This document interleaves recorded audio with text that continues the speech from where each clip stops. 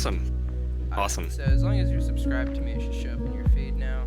Oh, let me pull that up real quick. Okay, and I'll leave you the task of sharing that link. Yeah, you're not gonna, as you put it, wipe my ass. So. Yeah, alright. Ah, here we are.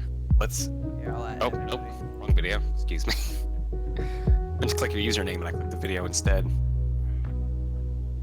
Let's get this over with, Human Being 2 dev, I should before probably watching. rename that. Gotta mute the video so I don't like... Okay. Cool. Got visuals on.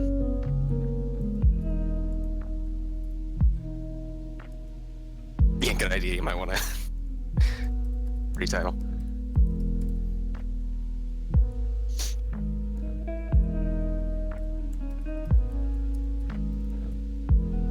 Alright. You still there? Yes, Oh. yeah. I fixed the name. Okay. Got 2 whole people watching. Sweet. Alright. Let's see here. Cheeky breeki. Get my chat rearranged. And so how do you is the footage in yet? Yeah, the footage is going. All right, sweet. Okay, so I'm guessing because we're streaming it so early in the morning, we might not have a very active chat, but that'll be fine because I have you to keep things going. Welcome everybody. We are streaming Hunter, Snowfall, and I guess it's just called Hunter, right? The first one. The first one's just called Hunter, yeah. So 10 Like levels. the name, I remember naming it that because, oh, that name sounds cool. I didn't have a reason for it. And even in Hunter Snowfall, I didn't give an actual reason for it to be called that. Yeah, that makes sense. That's something that Red Snowfall. Star's going to touch upon, so. Snowfall's got snow. It's the first hotline map with snow. Or I guess Hunter is. Anyways, I didn't even give this thing a cover. This is old. Oh, it's very old indeed. Yeah, it was one of the first things I think most people play. Is Hunter. I do not know how it got to the top of the workshop. First it was like one of the first campaigns to come out with like heavy modding, so it's a new experience. But also we have a large American and a large Russian fan base, and that's about it. So True. That's about it. Yeah, so having an American-made campaign about Russia makes sense. Anyways, yeah, so Hunter Red Star is about to come out. And so I am joined with the Lego Mech, the series creator, to go through the first 2 games for our hype stream. I think that's what I should have put in the title. That's what I was going to call it. That's what you were going to call it earlier, right? Hunter Snowfall, Red Star, hype stream. There we go.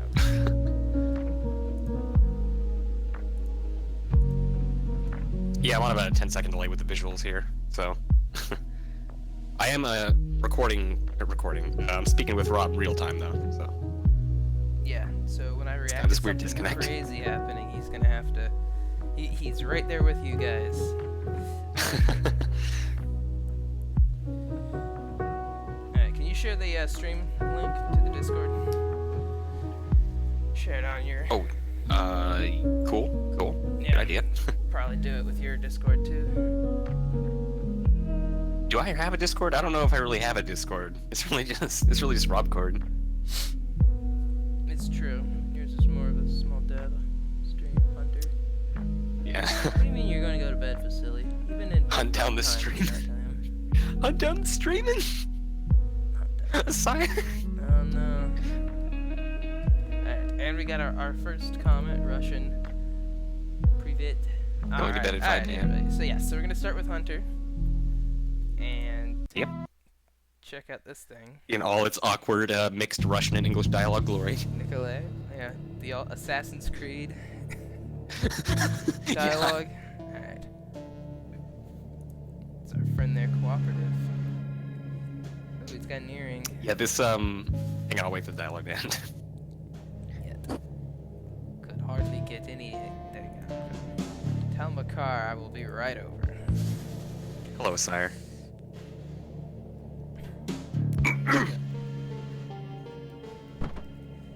Wow. So funny thing with that guy in the chair, like, I just kind of put that in because like, oh, Nikolai's a super tough, edgy hoodlum, you know, he like tortures shit he like tortures people on video or whatever to get ransom money, or I don't know what the fuck the story was behind that. And that, aside from one line in Snowfall's opening, it like never comes up again. Yeah, I think this is probably his average Wednesday, just tearing out dudes' eyeballs. I'm more interested in the lack of soldier cam because you're such a religious follower of it. And Yeah, I didn't discover it until I was making Snowfall. So yeah. same with the small text as well. I mean, I used to think this looked good too, or as good as we're gonna get. But yeah, this was impressive, especially back in the day because like it completely changed the setting. Yeah, I think that's I think that had a lot to do with why people liked it so much because it was so different. Mm-hmm. And Got all the weed. Sits on the top. All right, let's go meet Mr.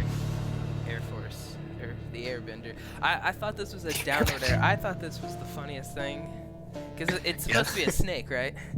Yeah, it's a snake. Yeah, like the improved ones look great, but this one, it looks like a down arrow.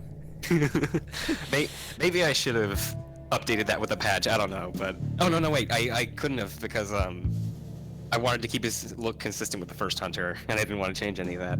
Yeah, I recently updated the face sprites. They're on my Reddit, and it actually looks like a snake now. So yeah, I mean, with this style of face, like, I don't know how else you could do it.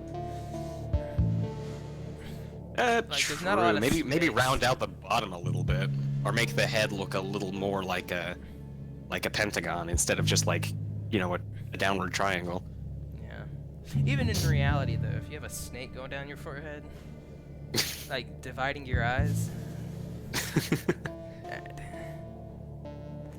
take that little rat. I don't even remember why I came up with that design. I just thought it'd look kind of cool. Snake. A lot of this, like when I was designing characters and stuff for this. Wait, Zarya's design came first. This started out as a. Let me finish my first thought. I'm getting scatterbrained. A lot of what I did in this first level was like, I don't expect this to, like, you know, blow up and become massively popular. I just want to kind of do something fun. I'm just gonna like make things because I think they're cool, you know, and not consider their future ramifications. Yeah. You think this is bad? Imagine using the default hammer character as your mainstay. Oh. I'm so. It's fucked me so hard. Alright. Anyways, hey, I like your hammer character. Oh, I'm glad. I like your character designs for most of your characters, especially in Red Star. Like, thank you. They have their unique look that carries over, and you can figure it out. Like, you know who's who. Yeah. It's not like just white mobster, bald winchman. Small. You said for the most part, are there any designs that you really don't like or that I could The snake face. improve upon? That's the one that I was like, ooh, I can't take this too seriously. I am kind of behind. Like, you're still on. Hold on. Oh, thank you, Asire. I'm catching up on the text chat right now. Are you looking at the chat through the stream or just the app? I'm looking at the chat. I'm looking at the chat through the stream so that everyone else is on the same page as me there. So I'm not some kind of clairvoyant. I think if you're looking at this chat through my stream window, you're actually even further behind. Well, yeah. Never mind. Where were we?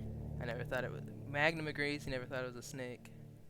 Don't believe my card. Yeah, I saw that. But what were you gonna say? Like, which character are you? I was gonna say Snakeface is the one out. It's like it's hard to take seriously, especially because he looks younger than most of the other characters. The first word cut out. I didn't hear. He looks younger than most of the characters, and he's got. I feel like this is Pardo hair. Is this Pardo hair? That's not Pardo hair. It's drawn in the style of Pardo hair. Okay. But I guess I'm not a true fan. Yeah, it's not Pardo hair. Alright. So please thank me for my part in his cocaine smuggling operation. Fucking success as it was, that ungrateful swine is still running it. Would you have a lesson for me, would you? Kill his men, give his assets to me. No one stiffs carrots, Eureka, without giving fucked in return. It's pronounced like a Z. Alright, I don't know my Russian. Russian names. I swear the gap between audio and visuals here is just getting longer. No. Like, the longer the stream goes on, this is gonna be a train wreck. Yeah, I mean, there's literally no way to solve that unless you're sitting right next to me, so... Yeah. Wish I could teleport. Then we can have that meetup we've been talking about. Yeah, yeah. Alright. Oh, I was having a thought earlier. The funny thing is, the reason why I like designed Nikolai with the hood up, he's basically just a Gopnik with the hood pulled up, is because I wanted to give myself an excuse to make more enemy animations for Patriots. And so, hey, I'll just do it like this. I'll just make up a character and slap a generic design on him. I mean, the hood fits pretty good. I can't think of anyone else who used it. But, anyways, one thing I did this yesterday, like preparing for the stream, being like, man, it must be nice to be on the top of the workshop. Like, you get so much more attention, because anytime I go to a game workshop page, like, I always go to, like, most subscribed first. But instead, when I went there, every single comment is like, how do I do this? How do I play mod? Like, yeah, you're just the receptacle for the idiots who don't know what's going on. I love it. Yeah, those comments, not that I necessarily look down on those people or anything, but I just kind of ignore those comments because, first of all, I don't think I have the time to just go through and answer everybody's questions. Second of all, it's not really my responsibility. You gotta do that yourself. Yeah, I mean... Just ask someone else. Just because I'm on top of the workshop doesn't mean I can... Yeah, I'm with you on that. I mean, at most I'll link the correct episode of my tutorial to me. But what really gets me mad is when people ask me questions from the video, because they clearly didn't watch it. I am getting bad input lag here. Ooh, jeez. Input lag. You think that's the Discord and the stream going at the same time, or? Oh, I'm gonna try to tough it out, but as you can see, I'm getting my ass kicked. Oh boy.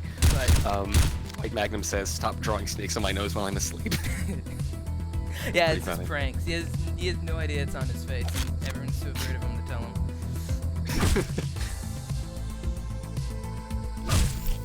Is this supposed to have the like the blood mod and the Russian clear? Did you have those yet, or is that a Snowfall thing? That's a Snowfall thing. Okay. I've just got them in my general right now. They work, obviously. Yeah. Also, the weapon sprites are Snowfall's thing as well. That's why they don't match. That's why in the character stands are vanilla. I didn't even notice. Yeah, originally I was gonna have the modded weapons. I think after it was either I don't remember if it was after I saw Miami Falls do it, but I was like, hey, in this level I'm gonna make all the weapons Russian, but then you know, it's a single level. No wait. Sorry, my brain's all over the place this morning. It was like a single level campaign, so I didn't think it was really worth it.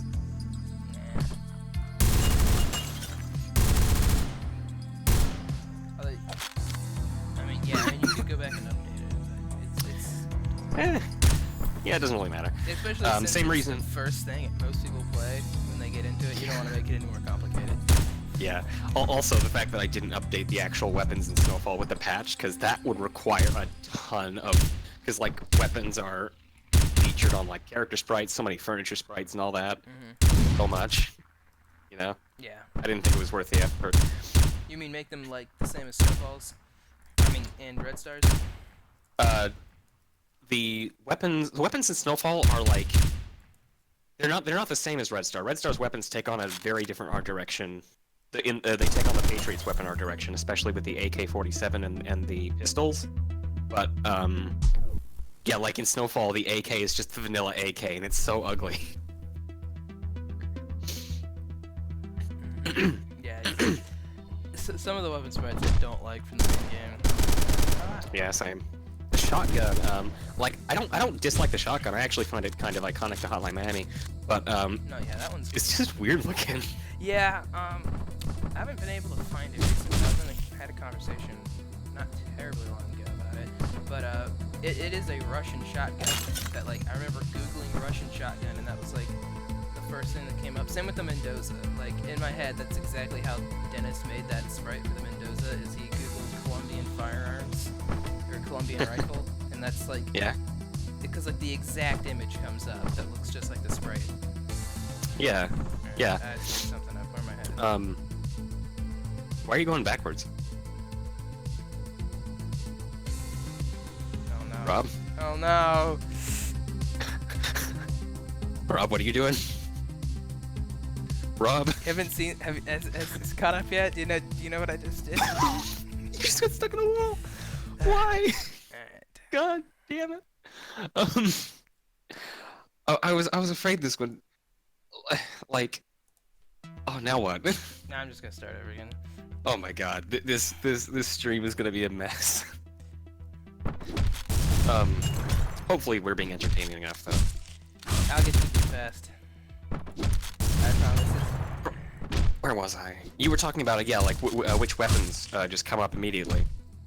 Oh yeah. I do like the design of the Mendoza and stuff. I've never seen it in like any video game or ever before, and so I was like trying to find it, and I found it so easily that I'm positive that's how Dennis did it. He just Googled, "Oh, what's a Colombian rifle?" There's one. That'll work. Well, hey, I mean, why not? Yeah. That's a fine way to figure things out. That's how I did Google's it. your friend. Although that being said, I think I did more research on the Russian Red Army than Dennis did. Oh, way more. I included that in my first Red Star review. Was like the fact that you'd like go for the names to get them right, and like so many little details. Yeah, and I'm trying really hard to make the like uniforms like time period appropriate and stuff. Like originally, the Colonel uniforms were like this tan color, but then Charger pointed out those are like from the 40s, so I made them more of an olive green color. Yeah, and I mean I don't even think Russians really pay attention to that, but it's a good eye Probably not. detail.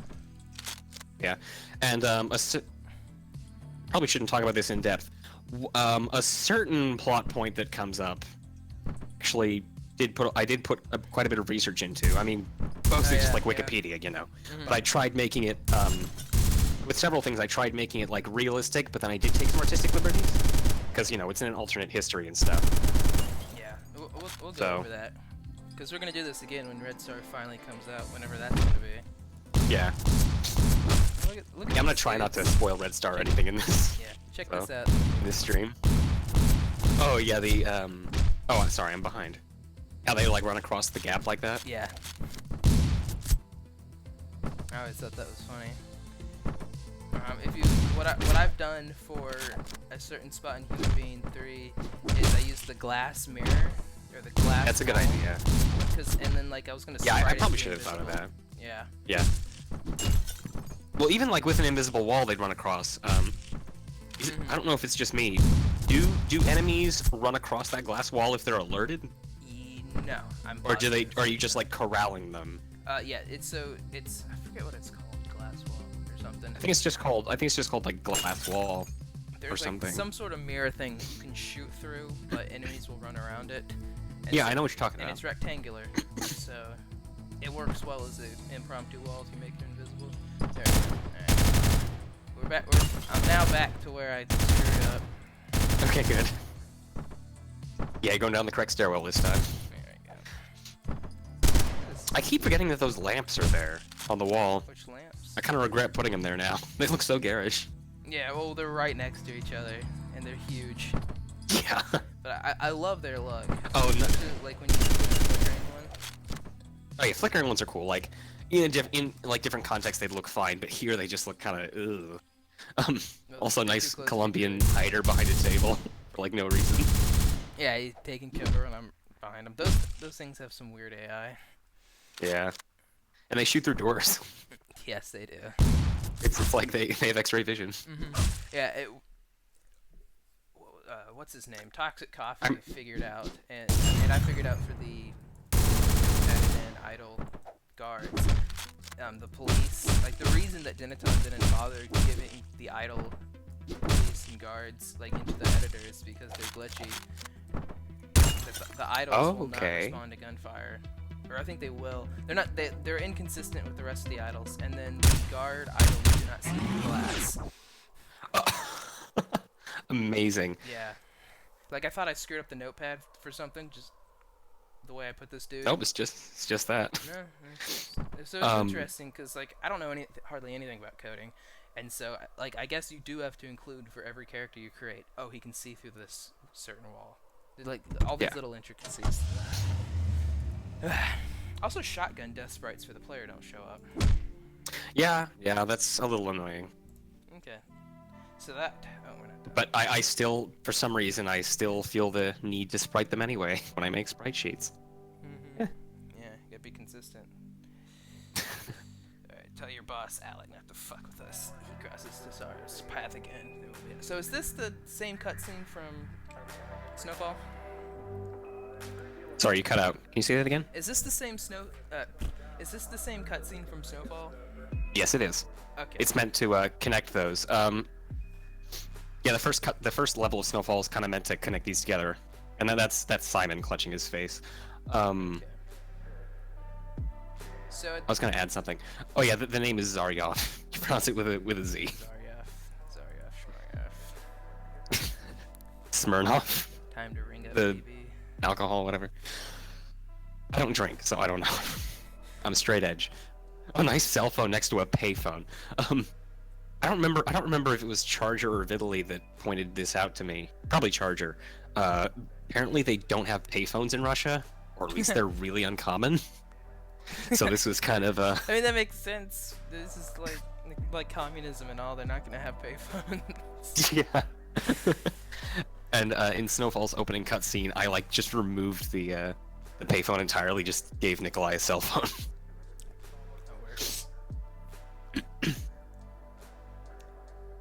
That's a custom sprite. The cell phone isn't it? Yeah.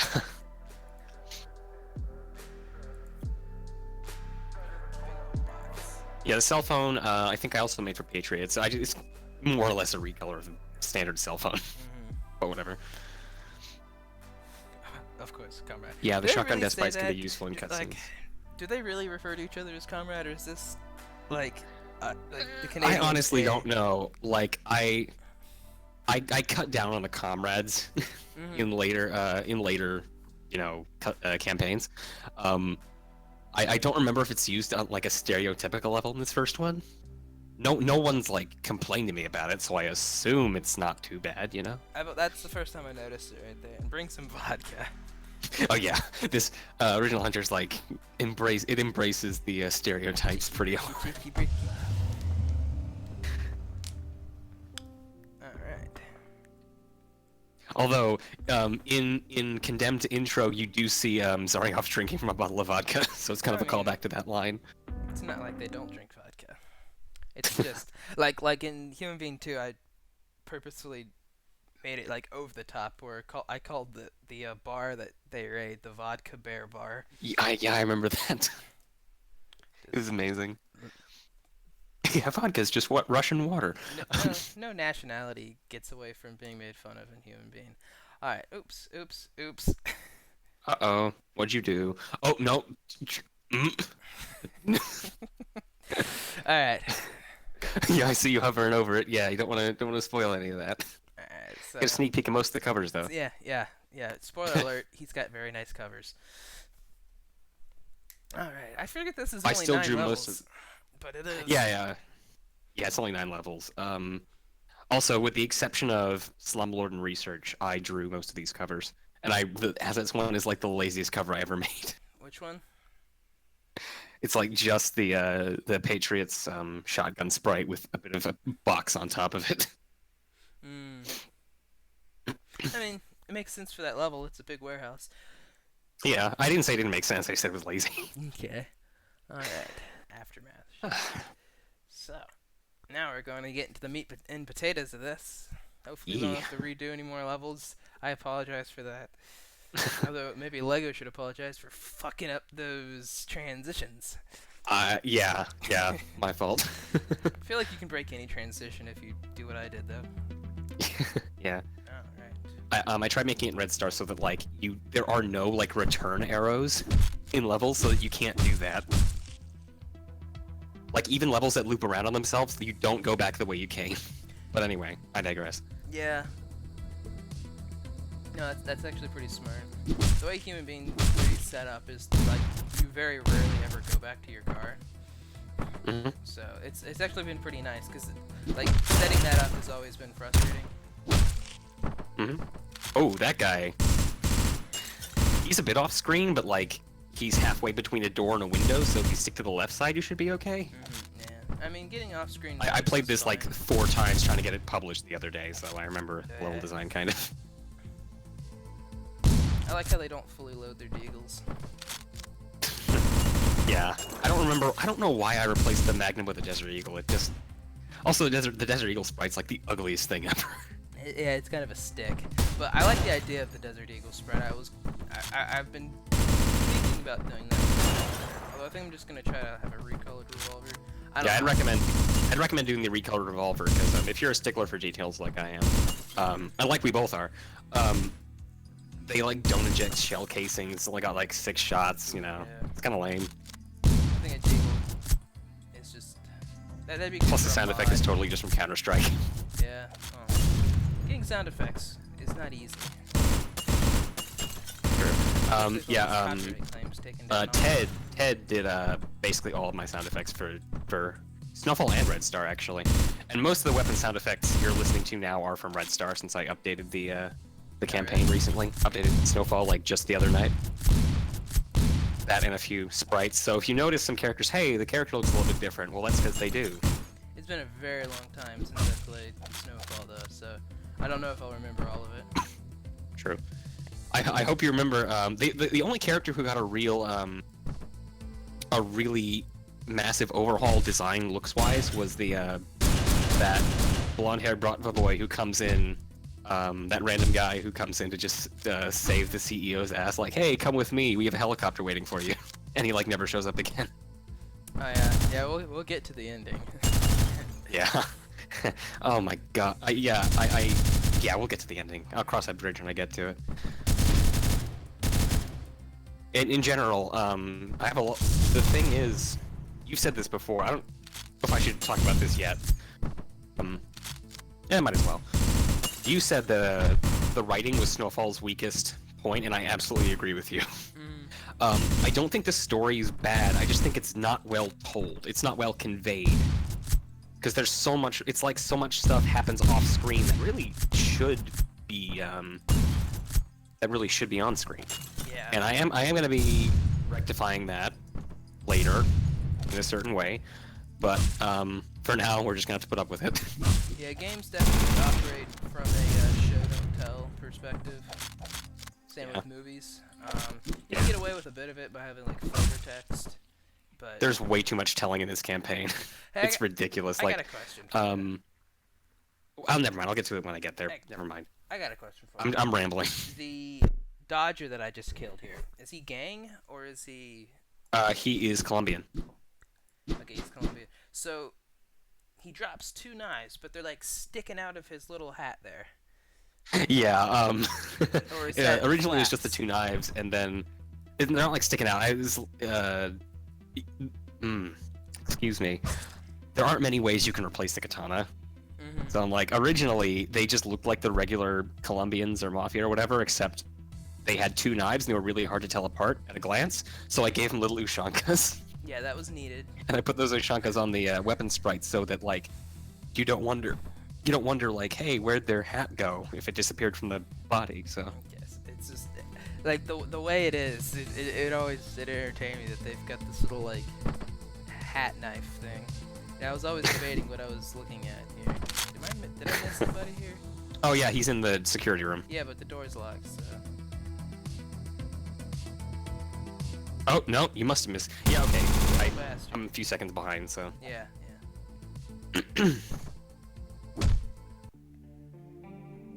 I noticed I put enemies like in the garage, which is a really stupid idea, because they're just like, they kind of wander around in there and they're easy to miss. Oh yeah, and I like how he like just falls over. Yeah. He doesn't even punch. Yeah, so no more Jasper Byrne. We're just back to dust, eh? Yeah, we're just Didn't back even to bother dust. finding a new song. That's fine. I'm not gonna replace dust at this point, but Yeah, you don't need to. Yeah, it all, Jasper. Yeah, a lot of the Explained it cutscenes in this one of my campaign, other- I'm looking back, they're kind of rough. Like, knowing with how I make cutscenes now, I'm thinking there's so much more I could have done with these cutscenes to make them feel immersive, but right now they just seem awkward. Like the animations and whatnot. Let me catch up with the chat again.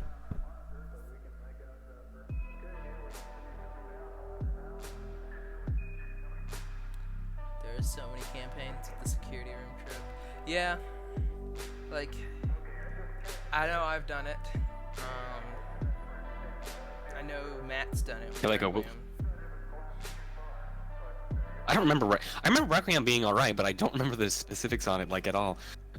There was a specific instance where there was like some kid in a security room. So after you cleared the floor, you went into them and was like, "Keep your damn mouth shut, okay?" Oh, yeah. Oh, the safe house as well from Hotline 1 kind of counts. Yeah, it's probably like there's a lot of tropes from the main games that people carried over here, especially Yeah. since the editor's so limiting that. Yeah. Snowfall's pretty tropey as well. Mhm. Like in the everyone dies ending, except it's not dies. done as well as Yeah, I'm not gonna get there, and I'm not gonna talk about it until I get there. it's I hard. It's absolutely hard to beat despise a the ending of nuke. this campaign. It's hard to beat the nuke in the main game. Yeah, but the nuke was like built up to throughout the whole game, Right.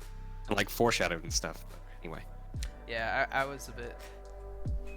It was just. Oh, that's it, eh? We'll get to it. It's done, boss. You won't be so and so anymore. Ooh, look at that nose. He caved in his poor face. yeah. One thing, and you do this good in Red Star too, is the face is evolving. Yeah. Where's my? Which face are you referring to, by the way, in Red Star? There's multiple haircuts and Oh, that's right. Yeah. and whatnot, and I'm throughout like- this campaign. I love the way that his nose heals over time. Yeah, that was a little detail that I was happy with. I'm so scatterbrained this morning. What is up with me? I keep losing my train of thought. It's not even a train anymore at this point. It's like a cart being driven by a drunk horse keeps wandering off the trail. Just keep going with the dialogue. Don't wait for me. Okay. Found him at 2 a.m. in the back of your operation across town. In pretty bad shape. Seems to be the only survivor of the attack. I love this dude's character design with these sunglasses. Just indoors. Doesn't give a fuck. yeah. Pavel's like the Russian Samuel, except like more sympathetic. Nick, So- tattooed, sideburns. He always wears the reflective aviators. And I don't know why I made him pink, but It's guess I cool like color. the I pink. think it's cool looking. and if you look closely, even some of the enemies, some of the Bratva guys are wearing pink aviators as well. Yeah, I noticed the ones with the eagles. Yeah, with the deagles and stuff. What was I gonna say? I was gonna say something about the faces and the evolving faces. Oh, I fixed in the patch I pushed. You might notice Alex's eyes aren't like massive and really staring and weird. Are they? I'll go back and I managed watch Blue's video of it to see. Yeah, go back and watch Blue's video. Alex's eyes are like ridiculous looking.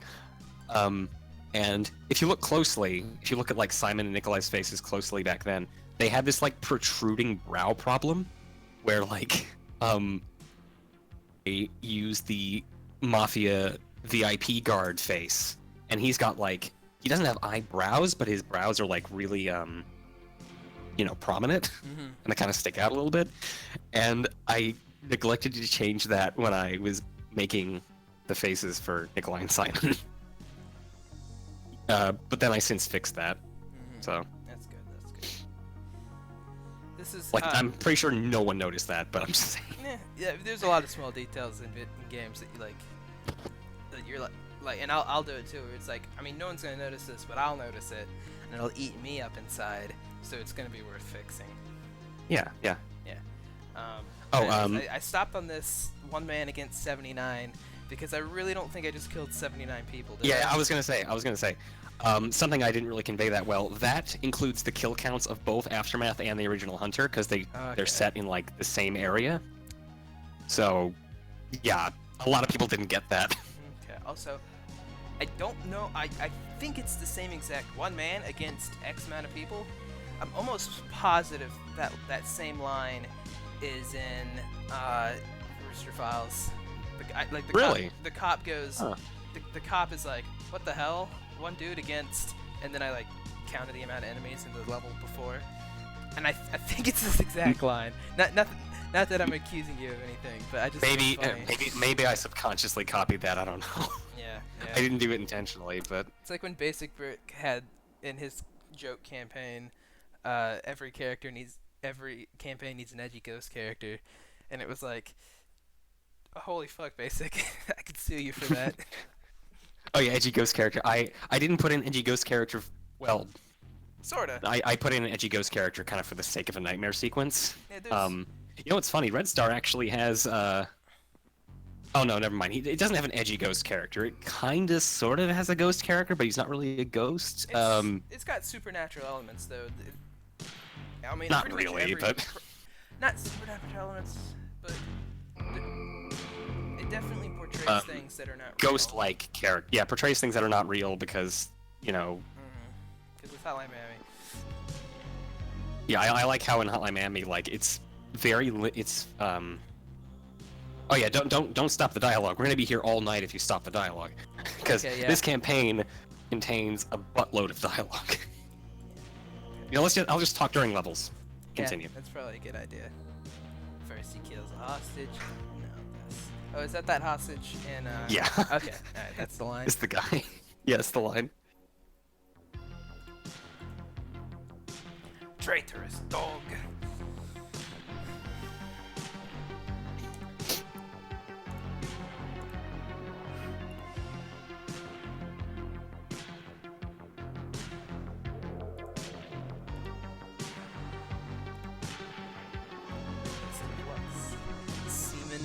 Simon. Yeah. Yeah, I guess we won't cover that because that's more of a Red Star thing. Yeah. I actually turned Simon's American name into a plot point in Red Star, which is why I'm not gonna go back and change it to Semyon. By the way, I really like these like TVs here that you did. These were creative. Oh yeah. Those I replaced the brain. I replaced the bar lights. You know, the flickering green bar lights with those.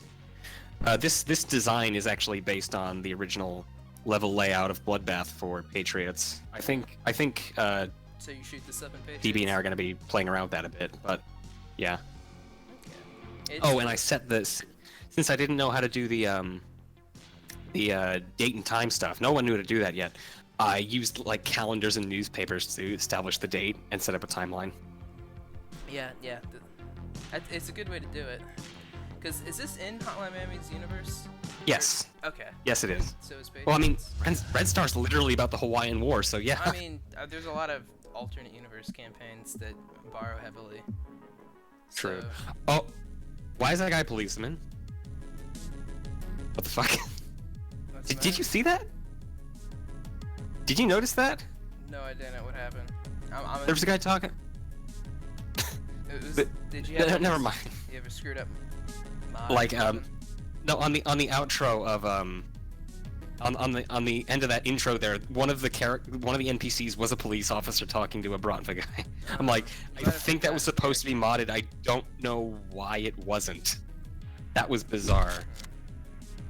Let me double check the sprite real fast, see if it's broken. Because if it is, I might have to update the campaign again. I mean, if it's one thing, it can just be a Yeah, fun true. little quirk.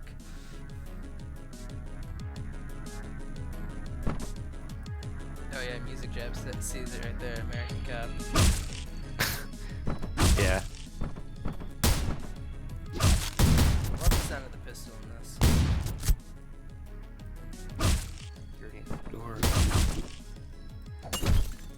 What the heck? No, they're modded correctly on the sprite sheet. That's weird. It was just a one-time thing.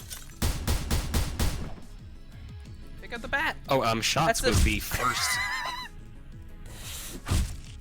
Sorry, I clicked my right mouse button 3 times and you didn't pick up that baseball bat. Amazing. What was I gonna say? Yeah, shots was oh, that chair. I forgot that chair. Oh my god, that's terrible. The infamous I put the leg chair breaking there chair. so that the patrol would work correctly, but it just really fucks up the flow. So you have to like move around it every single time.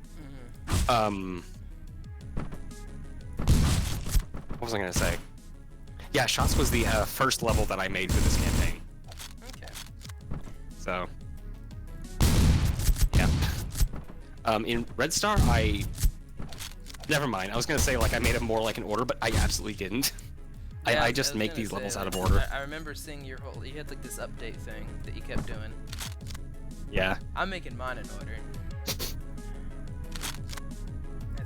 Oh, I was gonna bring up a point earlier, and then I said I was gonna talk about it during the level. What was I gonna say? Something about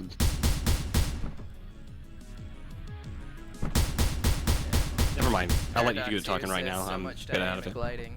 And it's true, you've got the lighting, but because you were so consistent with it, like, you made rules for yourself and stuck to them religiously, it actually works. It's the only campaign that's allowed to happen without being made fun of. Really? Huh. That's in my opinion. Well, yeah, thanks for saying so. Because doing the shadows, like, you screw up once, and you gotta redo everything. So, your fucking, like, religious dedication to keeping this right, no, you can't do it. And everyone else, I notice a mistake, but, and I might, now that I'm looking for it, I might see one, but so far, it's so consistent that it works. Now, the walnut is in their hand. Cool. Yeah, the way I've been doing snow more recently, I feel I like a lot more, honestly. But Yeah, if other people like, yeah, there is a little bit of snow in Red Star. Yeah, if everyone else likes the dynamic lighting stuff, or dynamic shading, let's not call it dynamic lighting, then okay, that's good on you. I personally think it could have been improved, but whatever. Okay. Yeah, I wasn't quite as ambitious with Snowfall as I am with Red Star, or like as detail conscious. And that's why, Or for that matter, took a year and a half to make. Yeah, Red Star has been in development for literally just about every day for the last 14 months. Half of Hotline It's been taking up Miami 2 all my is free made this time. Babies are made in this time, Mac. Enemy behind the bar. Yeah, enemy behind the bar. I tried mitigating that in Red Star as well. Yeah, in one of my level design videos, I set out a plea for this behavior to stop. It's not even like a terrible thing. It's just. Oh, you hate enemy behind the bar now. You cut out. I hate enemy Anyway. behind the bar now. What is it? I mean, are you talking about like more in this campaign? Yeah, it comes up a bit more in the last level. I don't know if you probably wouldn't remember, but you'll know when you see it. It's nothing like super ridiculous or difficult, I don't think, but I don't know, for some reason I just got a giggle out of you saying that.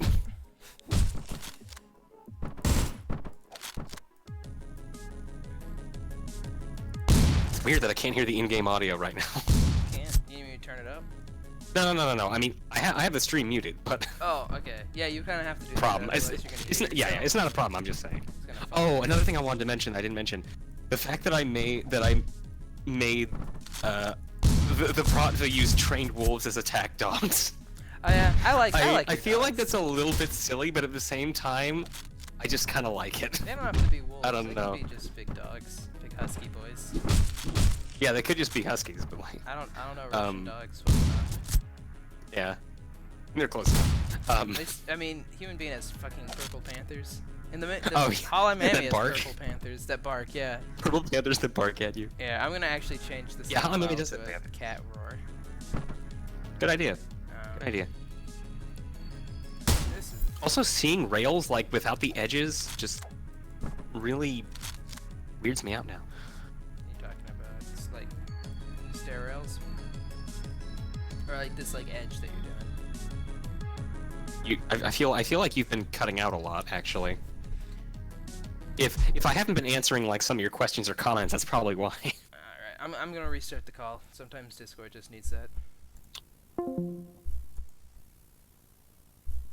right. You there? Alright. Can you hear me? Hello. Yeah. Alright, we're back. All right. How do I sound now, bud? Silly Discord. Yeah, it wouldn't work on Steam like at all. So this is kind of what we have to resort to. Yeah, I even like restarted my router this morning. Sure, it was fresh. Good idea. If we start having some stream issues, I'm just gonna move the laptop closer to the router. The only reason I don't like it there is the desk is like way lower. I see. What I'm Okay. used to, so I still prefer doing it just in my room. Okay. Good gun done, by the way.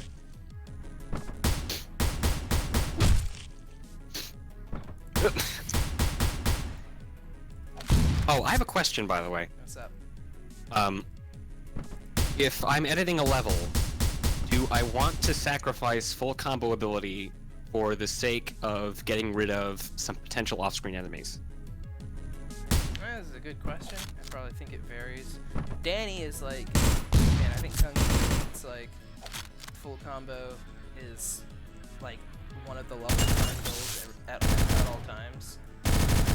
Same with Jaden. Me personally, I'd rather have a fun playing level than a level like in full combo. I kind of agree with you. Like, I personally don't try to full combo stuff, but somebody actually made an entire dedicated video to full comboing this entire campaign, really? and I'd feel kind of bad if the prequel didn't, like, you know, set the same standard. You know what I mean? In terms of level design. Yeah. I mean, And that's like on me. I'm not. You could just add a couple cannon fodder enemies that are just like random melee. Yeah. I suppose. Yeah, I'll try that. The risk is that they can like wander around and you can lose them, but I'll write myself a little note. I have an entire design doc on Red Star. Yeah. I've been updating it for months.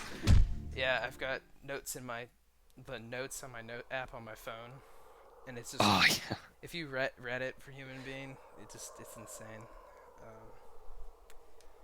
Probably can't read anything, I'll spoil it. But I also have a notebook that like every level that I finish, I include a whole page of small details I need to fix, and it's starting to get starting to get daunting. Yeah. Yeah. That's what I'm doing as well. I miss the days when it was like, oh, I want to make a campaign. That'll be 2 months. Not 20. Oh, this campaign took me 14 hours to make. It's so hard, you guys. Yeah. Subscribe to my YouTube channel. Yeah. Did you find either of them? Nope, just a bunch of gopniki. What does that translate to? I just figured it was like... Gopniki. Basically, like hoodlums. Okay. What's the British term for it? Chavs. Chavs, you know? poor people. Not necessarily poor people, but like delinquents, like... Mm-hmm. Not just poor people, but like criminal poor people. Like people who like mug people and stuff. Goons. Congratulations. This sounds like a very successful hit. He's very happy. Okay, so those two mercenaries. That's the plot line that I wasn't able to follow. But that's because... Yeah, remember how I said this story is... Yeah, this story is like really badly told. I'm gonna explain that right now. So if you've read the Patriot story, which I assume most of y'all haven't, Makar Saryov puts a hit on Alek Malyshev, and the two mercenaries are Victor Brody and Yuri Konolov from the Patriots, those two main characters. They basically go to Alek's club, put a bullet in his head, and then a month later they're able to get payment and they decide to go to like they meet Zaryov and his goons at this lumber mill, and then shit goes down, and then I'll explain it when we get there. Yeah, because that's how this dude dies. And Alec is to do with the gold tooth, right? Yeah. Okay. He's the guy with the gold tooth. That's how he dies. Dude in the purple suit. And Will we be playing that at some point? never mind. Don't wait for me. Did you ask something? You got cut out for a second there. I just heard the last two words. Will we be playing that at some point in like the Patriots, or is this In the Patriots? Yeah. And also in. I don't know if I want to spoil this project. It's something that's coming after Red Star. Okay. Should I go ahead and talk about it? You don't have to. You don't have to. Or we could. I would save it till after we finish Red Star. All right, will do. Because at some point when it comes out, I'll stream that. And maybe I'll be here. Maybe I won't be here. Yeah, it depends. I'll see what Rob thinks. I mean, I'd like it if you're able to be here. But if we can't get our schedules to line up. Yeah. I like all the passed out Russians sitting there. Yeah, they're all getting drunk. Everyone's just drunk. And, no, this is wrong. And Makar is the only one with like the nice bedroom and the punching bag and stuff.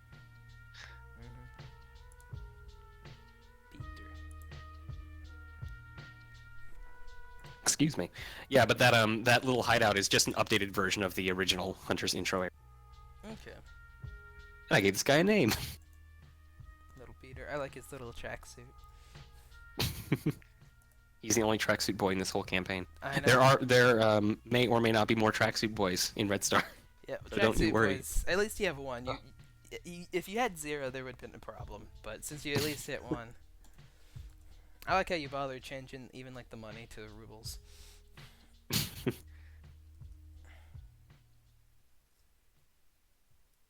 Oh, you asked Dennis Vedden on Twitter. Are these supposed to be rubles? Did he ever get back to you? Nah, they're too busy. Not ever talking to people.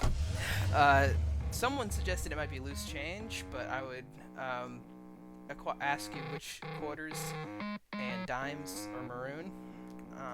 I think it would make sense because pennies. If you're living in this like America controlled by Russia and all these Russians are pouring in, you would want to have separate like American cash and Russian cash. Yeah, absolutely. So I like. Oh, this cutscene. What's wrong? Yeah, don't forget to punch the guy as soon as the cutscene ends, or you'll die, and you have to restart the cutscene. I tried doing something a little interesting here, but it just ended up being frustrating. Shove it up your ass. I'm stopping by for some drinks from the bar. I like his design though. He's got a cool hat. Oh, thank you. And the characters without eyes, if they're done well, they do look cool. Ah, fuck! I forgot. Yeah, I just said. Are you not hearing what I'm saying? Because I'm not hearing some stuff you're saying. This lack of communication. No, I did hear that. That was my fault.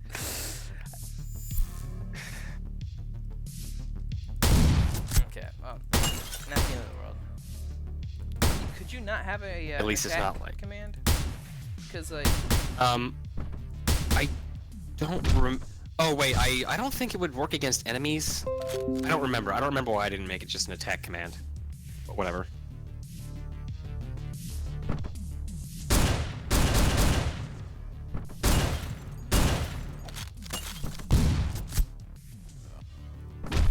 Your Outlook settings are out of date. Yeah, I get that notification like 3 times a day. I haven't even bothered with it. Last time I installed an update for Intel, they took fucking 30% of my processing power because of that. Oh my god. Dude, I don't know if you ever saw that, but like it's the what's it called? It's the what? Intel had like this massive security flaw, and like Ooh. So like every computer costs them like 30% of their graphics power, and I didn't find out about this until I went into the update. Oh no. And so like I had to like fix all my streaming settings and do all this shit to get things to run. I can't play Max Payne 1 anymore. Aw. Which sucks. I can play the second game, but the first game, my graphics card will completely shut it down. Ooh, jeez. That's rough. Yeah, so, I mean, I'm just playing on a laptop right now. And if I unplug this laptop, it will be very angry with me, and the screen will start to fragment until I plug it back in. So, Ooh, so it's jeez. literally not a laptop, it's just a small desktop now, essentially. because it's not portable. Dang. So because of that, I'll probably be getting a PC, and I'm never buying Intel. Good idea. AMD.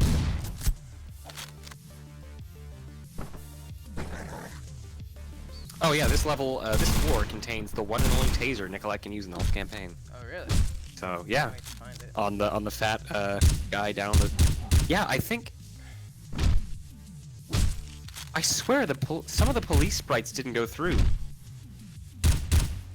Like, this is so bizarre. Did I just forget to update them on in the patch? Oh, I clearly didn't, because the regular enemies are skinned correctly. This is so weird. It could be that like certain cutscene police are on a different sheet. Oops. No, they're not on a different sheet. They're on the same sheet I've checked. It's very weird. Do you have any like conflicting mods, or maybe it's... I took all my stuff off. This is so weird. Wait, I think it was because you played the original Hunter first. And then some of the mods are like, some of the mods from that are conflicting with the ones included in Snowfall. After I finish this outro, I will start this campaign. How about that? Alright, good idea. Oh wait, you have to quit back to the main menu, right? Oh. I mean, it won't be the end of the Uh-oh. Stream's buffering. Oh. That's no good.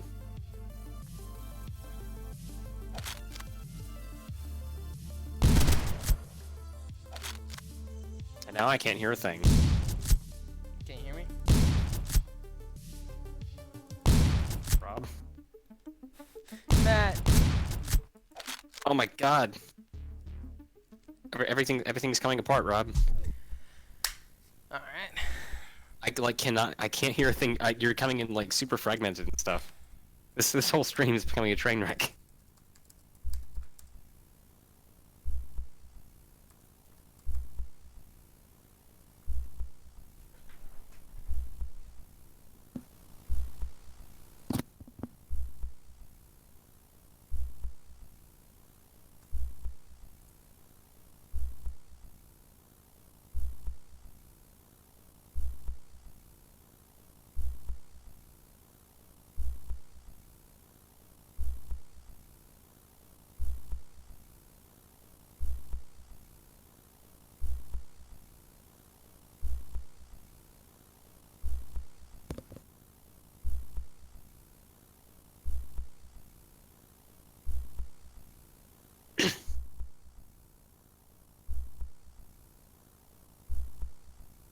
Lagline Miami too. Yeah.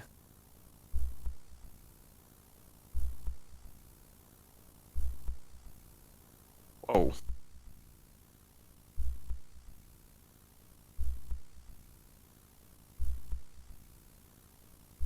Yes, I can hear you.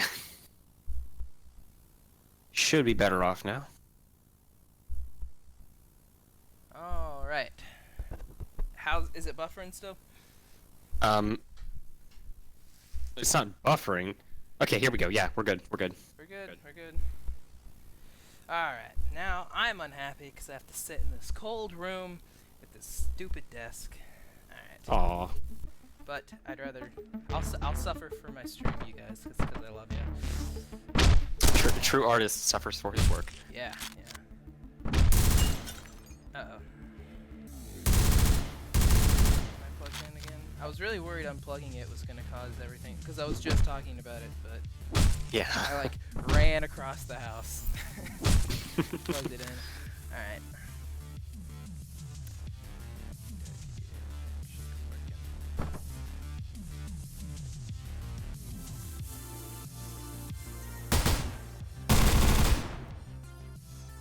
So, I was thinking about female enemies, in that we don't have hardly any. And I think your Dodger is the only female enemy. Huh. That's my game. Like, no one's ever made like a full female enemy patch. Like for a sprite sheet. I swear. Maybe it's just me making it up, but I swear somebody must have, right? Like, you'd think. I don't think so. I mean, we've got plenty of players and characters. Yeah. Not enemies. Hey, maybe that's something that Jaden can, or whoever wants to, can get on that. Someone make a female enemy patch squad. Fem Mafia.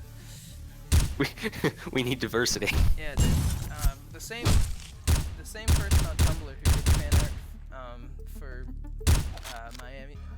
What's it called? Blitz did a female version of the Mafia. Wait, wasn't that like pornographic or something? Yeah, they enjoy drawing Pardo lewd, and so when I made a campaign about a naked Pardo, they got very excited. I've actually put the, if you go to the Berlin Pit Blitz workshop, the censored versions are on the Oh, excellent. yeah. Although I think I forgot to get that taser during the hub. Ah, it's not a big deal.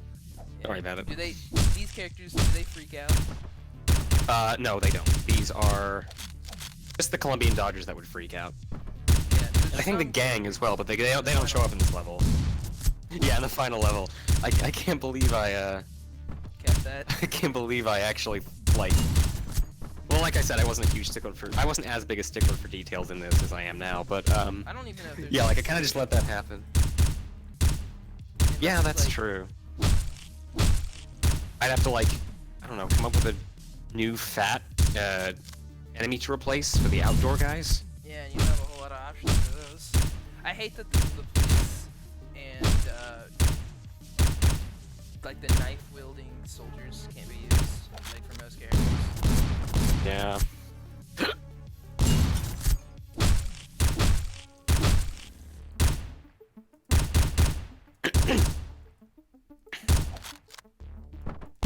Oh, something else I did in this campaign that I forgot to mention.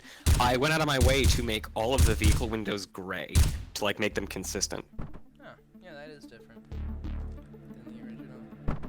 That's You're cutting out again. Can you say that again? God damn it. I just complimented you on it. It's cute. Oh, thank you. Now I'm getting paranoid. How many like?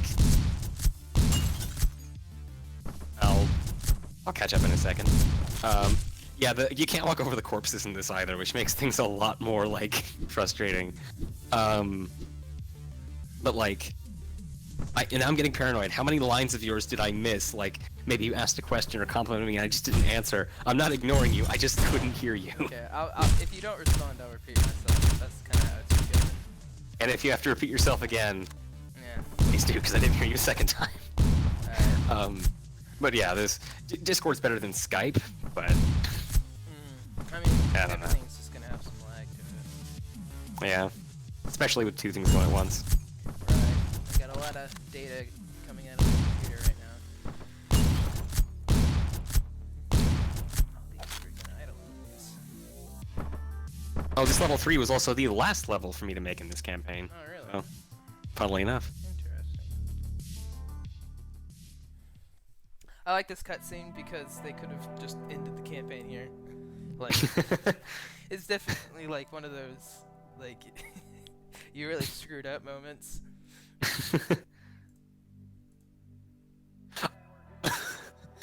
He's talking from all the way across the street. Oh, amazing. This is also one of the really long cutscenes as well.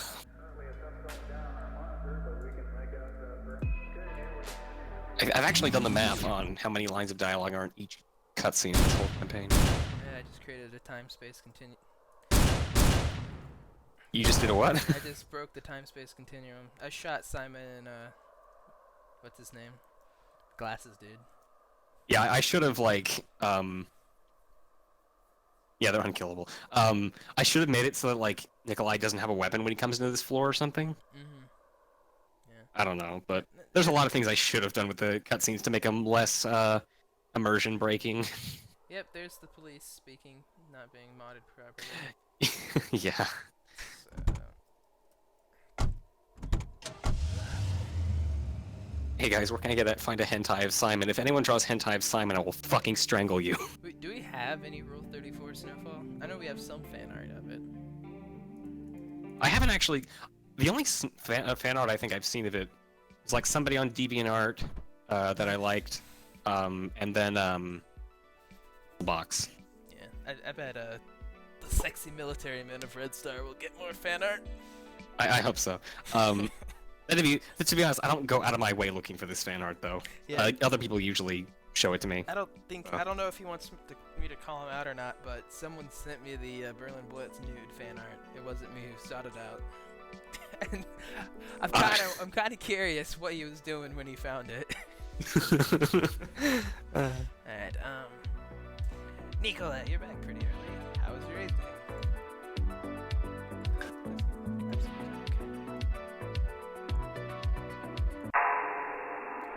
Record scratch. Man, look at their surprised faces. It really does add to the cutscenes, the different facial expressions. Yeah, I'm glad to hear that because in Red Star I quite literally ran out of faces to mod. It is literally up to 95 faces replaced. That is sick. So you have And a bunch of them are for the same character, like different facial expressions and stuff. So you're having to like break out the notepad characters, aren't you? Faces. Yep.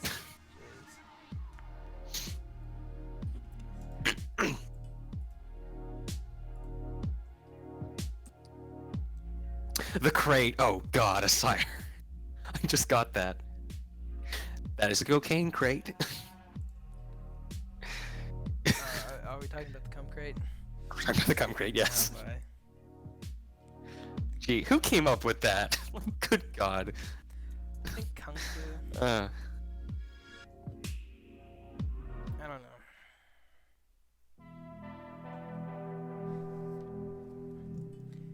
Is this the player vehicle? Can I get into this? Get into what? This fan. I'm kind of behind. Also, you should restart real quick. You should go back to the main menu so the mods work. Yeah, you can't get into the van yet. The way I place the van at this intro is, like, terrible. Like, you're supposed to go into the building and through the garage to get to it. Which is kind of ridiculous. Oh, also, Charger updated the police officer uniforms and the police cars to be more accurate for this patch, so... That's nice. So... Props to him. Are we on Vengeance, or are we on... We're on Vengeance, yes. Okay. I'm really happy with how the Vengeance cover came out. Yeah, it looks cool. I love this song, too. Like, Yeah, I'm a big fan of it as well. Somehow, it has lyrics, and it works perfectly as a cutscene song. Probably because it's so, like, muted. Yeah, yeah. I'm okay with, like, limited, kind of, like, garbled, lyrical stuff in Halamami music, because it works pretty well. Like, even the menu music for Hotline 1 was, like, really kind of trippy and had this, vocal stuff in the background.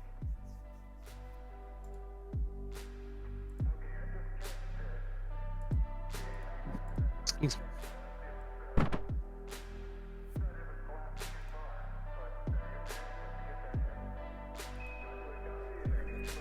Just came in and started unloading into the night guards. Yeah, this really confused me the first time. Yeah.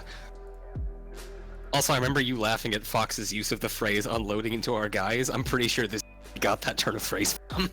So you can blame me. Oh, really? Oh, so like during that stream you just kept your mouth shut, huh? Yeah. Yeah, this is the aftermath of a bloodbath where Victor and Yuri just like wipe the floor with all these security guards. This is why you shouldn't have a work that like spans over different mediums, because then it's it's kind of inaccessible to some people. Yeah. Because I totally understand. Do what? Once everything's finished and like Patriots is done, it'll make more sense though, right? Oh yeah, absolutely. Yeah, it'll be like. And this is assuming like I might want to go with my Hunter standalone mod idea if I have the time, or the if I have the time or the willpower to do it like after Patriots is done or whatever. Yeah, yeah. Well, I really want to learn Game all Maker. The systems that Danny has been designing, and I don't want to put words into his mouth, but like he's recreated the cutscene creator for his mod, and so like I'm kind of waiting for him to finish Miami Horror so I can take advantage of some of the tech that he's made for it. Fair enough. Fair enough. Yeah. I've been considering using the Patriots base. I mean, I haven't told DD this. Kind of, I probably should. If I ever do Hunter standalone, I'm thinking like maybe I can borrow Patriots code or something to work with, but maybe that's overcomplicating things. It depends. I don't know. I mean, the reason I want to port Human Being into it is just to teach myself the bits I don't know how to do yet, while not having to come up with a new story and levels and sprites and whatnot. True. I see. Because I know I Cool do beat. all that. Yeah. So I Cool would beans. suggest a Snowfall standalone. That would be a good teacher. So unloading into our guys. But to be fair, I was looking at his campaign with a lot more critical eye. I was trying to find things to laugh at. Alright. So, I want everyone to stare at this graveyard of arcade machines. Miami Horror, Redial. Alright, how do I get out of here? Am I supposed to do something? That's Midnight Animal. That's not Miami Horror. Yeah. That's what I meant. And there's even like Bloodbath Cavcaz on the bottom. You can't really tell. I based that on the broken one. There's Cavcast, and there's... I think it's just the first game, and then Mother Russia Blades. Yeah. That was a cool... that's the coolest looking game with the most frustrating combat. Yeah, as a game, I'm not a big fan of Mother Russia Bleeds, but I fucking love the visuals and the soundtrack so I'm in the much. same boat. I played that game too long, punching right next to enemies to be like, alright, fuck this. And maybe it's just because I was never like brought up in that age of like that kind of brawler. Also, the way that you bring back health, like you have to sit there and like extract it from people when people are beating on you. So many random convulsing enemies. Just I was not able to get them, or I was gonna lose 2 pieces of health to get their 1 health. Anyways, what was I saying? How'd you make the van sideways like that? Is that a notepad? Is that just changing the notepad? Basically, I didn't orient it with Notepad. I basically took an acid bath, like the object, replaced that with the van, and then I could just turn that like any object. So. Also, if you look closely, I mean, you probably wouldn't notice this because you wouldn't remember. Originally, there was like no like logos on the van at all, but then I updated that in the patch because I really like the design. Yeah, it's more noticeable in the 6th level where like it's not covered in snow, but yeah, you'll see it. I don't know why I'm bringing it up now, but I really like this song that was played for this level as well. This was the artist that Jasper Barn added on Twitter, like, hey, this person stole your music. And I'm like, I was kind of hesitant to re-add them back in, but first of all, I'm not stealing their music. Second of all, like, if they really do take issue, then, you know, they can let me know on Twitter, and I'll take their song out. I don't think they got involved with that conversation. They probably logged on an hour after it went down and was like, ooh, yeah, I'm keeping my mouth shut on this one. Yeah, they didn't really, I mean, they said okay to Jasper Barnes' tweet, but then, like, beyond that, they didn't say anything. Okay, dude, calm down. What's it like in that context? No, it was like Jasper Barnes, like, hey, this person stole your music, and then he's like, okay, and that was it. Oh, okay. He just said okay and nothing more. That's good. I mean, can we talk about how, like, all the artists that you've been talking to, or messaging at least, like how positive that's been? Could you repeat the first few words of that question? So you've been talking about, I don't know if you want to talk about Red Star's soundtrack. Like, we're not gonna. I do. I can talk about it. Songs, but like, you messaged most people, and like, I know Hollywood Burns was like super excited, and one of them was like, "Sing the level was your fan." That's really cool. Yeah. Fixions told me to send him the link when I was done. Yeah. Yeah, I've got, who do I have? I have like El Huervo, I've got Fixions, I've got Hollywood Burns, I've got Volta, I've got Donbor as well. I actually got him confused with Lorne, so I just sent Lorne an email and he didn't get back to me, which sucks because his song was Stranger and I want to use Stranger so bad. I think on his Facebook he has a link to like a sort of internet private message chat thing, and he says he responds in a day or so.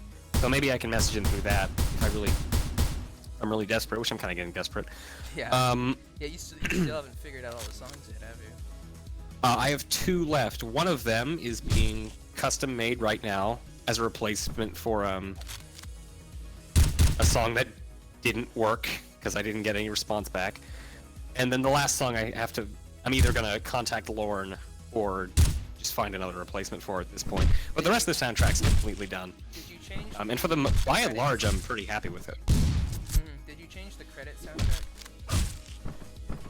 Yeah, the credit soundtrack was custom made by Okay, that's the one. my boy Juan.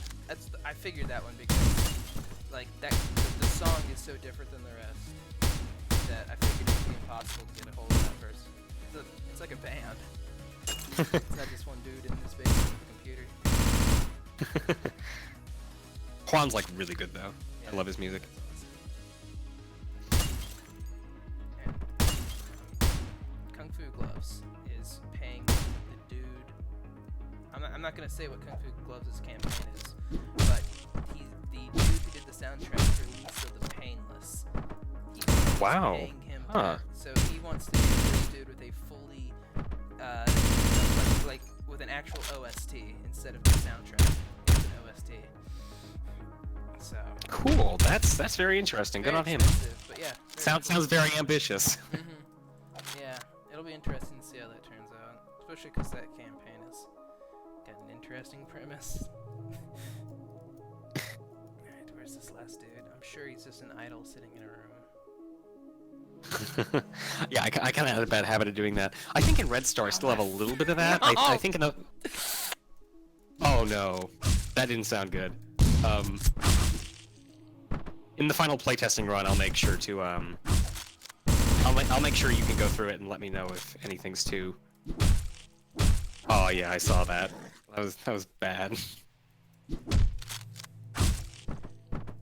I saw you just got killed by the bad guy. Juan made a song for that one Redux for Cold War, right? Yeah, Cold War. He made In Her Sleep, and I really like that song. Yeah, and I know Danny's working on music, although it's a bit simple Cool. compared to what we're used to. Hey, that's fine. As long as it's not like Scorpius level.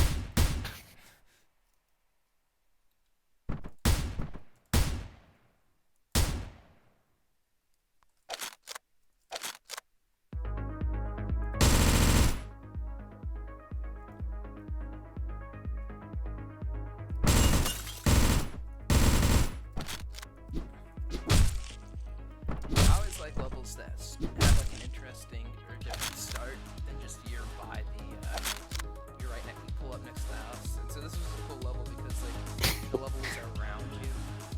Yeah, like it's designed so that you can go in really any way you want. Oh, something I noticed in this campaign: gunfights and white floors, like white like this, don't mix very well. Oh, because you lose your cursor. Yeah, you don't see where your bullets are. I tried alleviating that in assets, but then I just made a whole new problem that's arguably even worse. Oh, really? So we'll cross that bridge when we get to it. Yeah, interesting to see what you pull out. Oops. So to get the locations, like whatever it's fucking called, outskirts, like just Sorry, could you say that again? You're being a little. to get the locations, like it starts with K. I forget this location. Kimki. Kinki, whatever it is. Did you like Google that, or did you? Like, how did you Yeah, come up- Kimki is a city outside of Moscow, and it's actually next to Kimki Forest, which is where the whole deal takes place, and where Patriots Chapter 6 takes place. So like the locations, there's a later level that takes place in probably in a butchered pronunciation, Lyubertsy. It's another city that's south of Moscow. So like 3 levels in this campaign take place outside of Moscow, but most of it takes place just in the one city. And what city is that? Just Moscow? Yeah, just Moscow. The hospital level takes place in Moscow Oblast, which is basically the massive countryside surrounding Moscow. So, whatever. That's cool.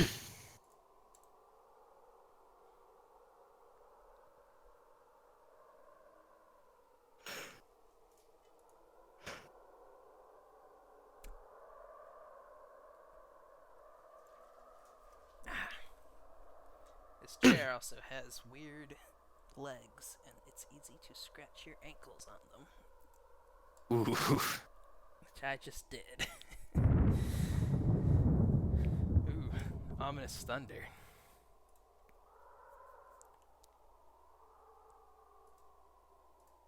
Yeah, the thunder, like ominous thunder thing is a little awkward. Now I'm like, it's kind of heavy-handed. Yeah, I really wish you could do backgrounds in campaigns. Yeah. Just adds so much more. Alright. But I mean, your solution was to just not have any backgrounds at all, which works. So you have to do a soldier camp.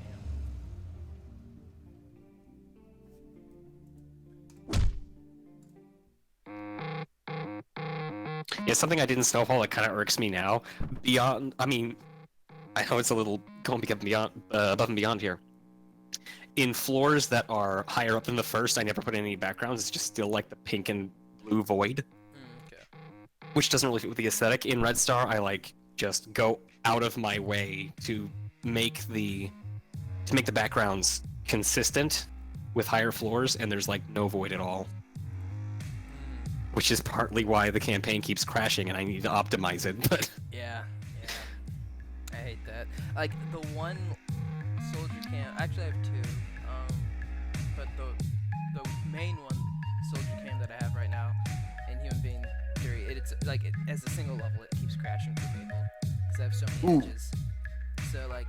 Dang. Yeah, I'm gonna have to optimize edges in a lot of the levels, so... Yeah, well, what I did was the sand edges, I put them all, instead of being tiles, I made them edges. And I'm guessing the reason Dinaton put them as tiles to start is because they're so unstable as edges because you're using so many. Yeah. And so that was a mistake. I gotta redo that. Probably cost myself a whole bunch of tile slots. Oh, yeah. I mean, it'll be worth it, though, to prevent crashing. Oh, something, Never mind, I'll save that point.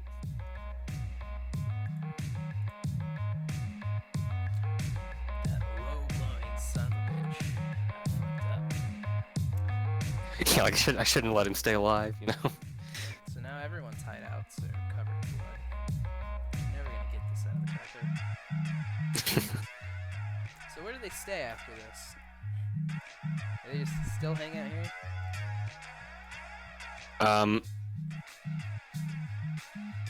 I'm a little bit behind. I guess the implication is... Oh, wait. No, yeah, they'd like clean the place up and then keep their headquarters here. Okay. So, in a later scene, they're in the same place, but it's like a month later and it's all clean, so... Well, relatively clean in the sense that there's no dead bodies everywhere.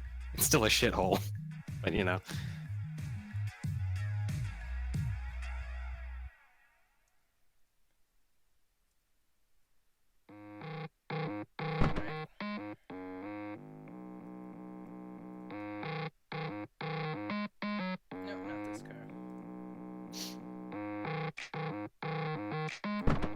I feel like I've been interrupting your dialogue because I couldn't hear you reading it. Have I been doing that? No. I'm not really narrating the dialogue. I'm never really sure what to do with that. A lot of times I just kind of skim through it because. All right, fair enough. As long as you're not like just doing the Fox thing and skipping all of it because you don't care. Yeah, skip, wink. But to be fair, those dialogue segments are fucking long and totally inane. So. I still stand by my opinion that Fox has some of the worst writing I've ever seen. Yeah. But let's not shit on him. That's not what this is for. That's not why we're here. In a language that is clearly incompetent in. That's not what I mean. Not even like language-wise. I mean in the sense that his dialogue is so inane it shouldn't even exist. Yeah, like that is beyond really bad writing. In my opinion. Writing workshops, they'll tell you that like if the dialogue doesn't serve to move the story along, it doesn't need to be there. Yeah, I think that's pretty good. Yeah. For the yeah, absolutely. Like you can have world building and flavor text to add to the atmosphere, but yeah, it needs to serve some kind of purpose. Or if it's just like funny for the sake of being entertaining or something, then that's fine too. But it's got to serve a purpose. Yeah. The same goes for like yeah. In Red Star, the dialogue is... I'm not going to say there's less dialogue, but it's a lot more concise. and it doesn't cut the line off halfway through a sentence. So it's a lot easier to read. Yeah, the main Hotline Miami 2 had the same problem with dialogue being a bit tedious to read, because they kept the same 2 lines that the first game had. And the first game had probably enough dialogue to fit a single page of paper, and that's why it worked. Yeah. The second game got real wordy. And a lot of the way I alleviated that, I actually know why that is between Red Star and Snowfall. In Snowfall, I didn't figure out editing notepad text until like a little ways after I was into development. And with Red Star, I was editing it from the very beginning. So in Red Star, I actually go beyond the limits of the regular dialogue to fit longer sentences on a single line, and it actually flows a lot better now. So yeah, that's actually pretty cool. This guy's just chasing you around everywhere. I'm gonna find a gun. No, they're all pistols, and I don't trust myself with that. Kill a fat. I remember Slumlord being like one of my most favorite levels, like visually, and I also like the layout. It's not a layout that I'm completely disgusted with, so. But I'm not really the judge of layout. I'm not the best judge of layout, so. Yeah. Well, I always thought what can you do? Campaign had too many static and idle enemies. Also, I noticed the. Damn it! Oh no. Looking at you playing this, and playing it for myself a couple of times, the level design feels. It's just me, or does the level design feel a lot more cramped? Oh, definitely. Than I remember. Yeah. Because in Red Star, I'd like to think in Red Star the level design is a little bit more open. Yeah. Like in the sense of like just rooms not being quite as cluttered full of crap. So I'll have to go back and play it again to reassess that, but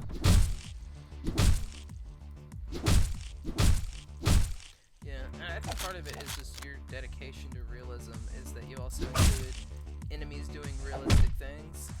yeah. Like, if you're just chilling out at your crack house, you're not going to be like walking around in a square. Like, you're going to be introduced like, ooh, that's a meth lab.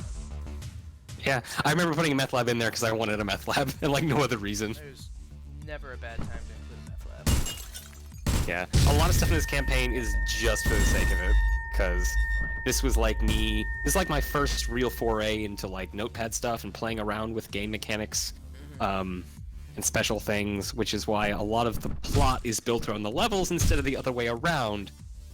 Which is not a great way to write a story. Yeah, for a video game, that is pretty acceptable. I mean, shoot, most like AAA games get a writer well into development. True. I was reading an interview with the Far Cry 5 lead writer, and he came on like 2 years into the game's development. Wow. And they're like, hey, yeah, we want a cult that runs Montana. Can you write that so it makes sense? And so, and That's excellent. When I do the Madness stream, I was gonna go more in depth on this topic because a lot of times the reason like AAA video game stories are pretty mad is because you're given this and you have to just work with what you have. You have a bunch of pieces and you gotta find a way to like mesh them together, even if they don't fully fit. Okay, yeah, that makes sense. Yeah. That's a nice bit of a insight. Oh, on the subject of the story of this series, Hunter Red Star's story was written. I'm putting the story foremost, and then making levels to serve the story instead of the other way around. I've never gotten an enemy to wander back there before. That's interesting. Hey, like 10 seconds ago. For some reason I keep forgetting that I'm a little behind visually. But yeah, Red Star story's a lot better than this. I can say that much. Yeah, I'll sentiment. Damn it, dog. Sorry, can you say that again? I'll second that sentiment. Do it this other one. It's a lot easier to follow when this happens on a website called fanfiction.net. Yeah, half of it's not like on a different domain. Oh yeah, by the way, if I want this to be taken seriously, I mean, I'm not gonna continue writing the fanfiction quite yet because I don't want to spoil the mod. But if I were to finish writing that and I want people to take it seriously, where should I host it? It's a good question. That's not Wattpad, because Wattpad's a fucking joke. I honestly don't know because I don't have a lot of like experience in it. Okay. But I mean, fanfiction.net might be a very reputable source, but the word fanfiction kind of carries that like 50 Shades of Grey, like, negative. 50 Grades of Shade. Yeah, yeah. I totally understand. That's why I don't really call it a fan fiction. I call it a story set in the Hotline Miami universe. Because otherwise, people are not going to take it seriously enough. Fan fiction. I mean, it is fan fiction in the, more traditional sense. Right. I was gonna It's have. not a fan fiction in the stereotypical sense. There's no Yeah. scenes in this. There's not even female characters. Except I mean, there's counts as a women. female character. Oh yeah, there is. There's like, but she like leaves the guy 2 chapters in. I'm gonna give her a bit more character development in the mod. In fact, we're gonna be giving all the characters more development in the mod, like expanding on that and everything. But anyway, I'm not here to talk about that. I was gonna say something a minute ago and I forgot what I was gonna say. Something about Red Star's story compared to Snowfall's story. In Red Star's story, I rely a lot more on like visual storytelling and not just like, telling. And I make sure everything happens on screen, Microphone. Yeah, that's definitely the way you want to do it. I like your little bear rug here. Oh, this thank is you. different. You changed this because I remember it was literally just a flat version of the like LSD mark, right? Maybe I'm thinking of a No, different it was always the bear rug. That hasn't been updated. I could have sworn maybe I'm thinking of a different person, but someone was like, I want a bear rug, but I don't want to actually make a bear rug, so they took the LSD mark and just made them flat. It's like one of those what are they called, fat heads. You like stick up. It's like one of those full-size body posters you put on the wall, but you put it on the floor. It's from the top down. The audio cuts out sometimes. That's Yeah, interesting. yeah. How's that? I've been getting a lot of audio cut out from you, so. Okay, well the stream shouldn't though because it's just Yeah, recording that- from my microphone, so that would it might just be both of ours. That's bizarre. Let's see. This stream also acts as a good gauge on how we're going to be doing the Red Star stream. So if we have any problems here, we can rectify them then. Like Hopefully. maybe we should. What are you referring to? Yeah. Yeah, because it might be you. This like, is the longest cutscene in the entire thing. It might be me. Yeah, it might be you, because if I'm cutting out for you, I mean you're not. I don't hear it. But, I don't know. Yeah, this is the longest cutscene in the game, by the way. It's literally 52 lines of dialogue. Oof. There's like some stuff to break it up, but still, it's pretty long. And it's got a cool bit where this cute little boy is gone. Our tracksuit boy. He's like, what's that glint on the top of the roof for? Yeah.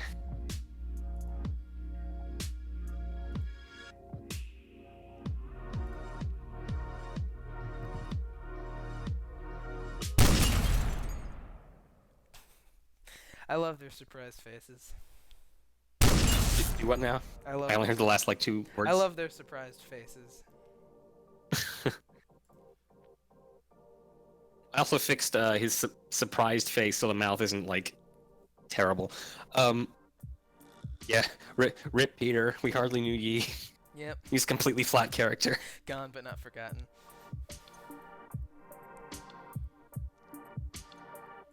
Maybe Puzzlebox can make a side campaign explaining his story. Maybe.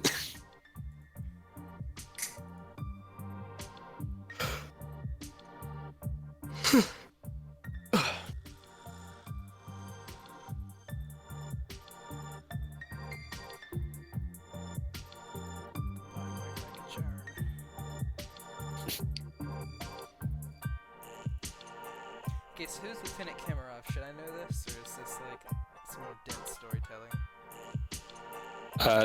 Know what? Lieutenant Kamarov. Should I know this? Oh, the Komrov thing. The, yeah, this is kind of, as I was writing Snowfall, I was kind of making up the world building a little bit as I went along. Basically, Komrov was name dropped a little bit earlier on, but this is the first real mention we get of him, which is kind of, not very well told.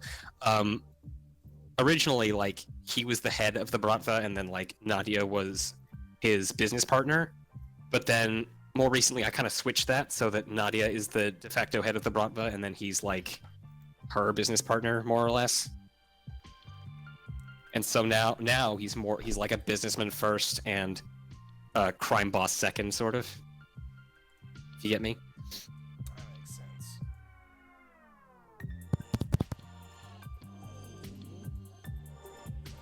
Well, to be fair, this is almost like 2 cutscenes in one. Yeah, true. It's 2 different conversations on 2 different buildings.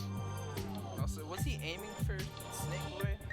Or did, like, what happened there? Basically, Nikolai and Zaryov, they didn't get shot. They, like, hid from the gun and everything. And then, off screen, because it'd be really awkward to animate, they basically just ran out of the room and went back to their van. So he should have shot Snakehead, or, like, anyone else but Peter, essentially. But my plot, This is yeah, I mean, maybe I could have developed Peter, I don't know. I'm only joking. This is actually one of my favorite levels. Like, I just like the idea that they're, like, snooping around and, like, someplace they're not supposed to, and then when they get caught, they just kick down the door. One of them's got brass knuckles.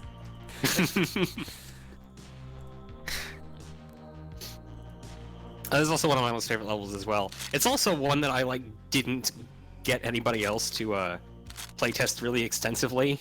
So the layout is, like, pretty much unchanged from how I had it originally, so that's me being a successful level designer for once. I don't know. Maybe I didn't... Can you say that again? I didn't hear a thing you just said. I thought it worked out pretty good, but it's been a while since I played this. I remember there being, like, a few idols that are a little bit left over. But if you're, like, vigilant and you're playing it balls to the wall, you should be fine.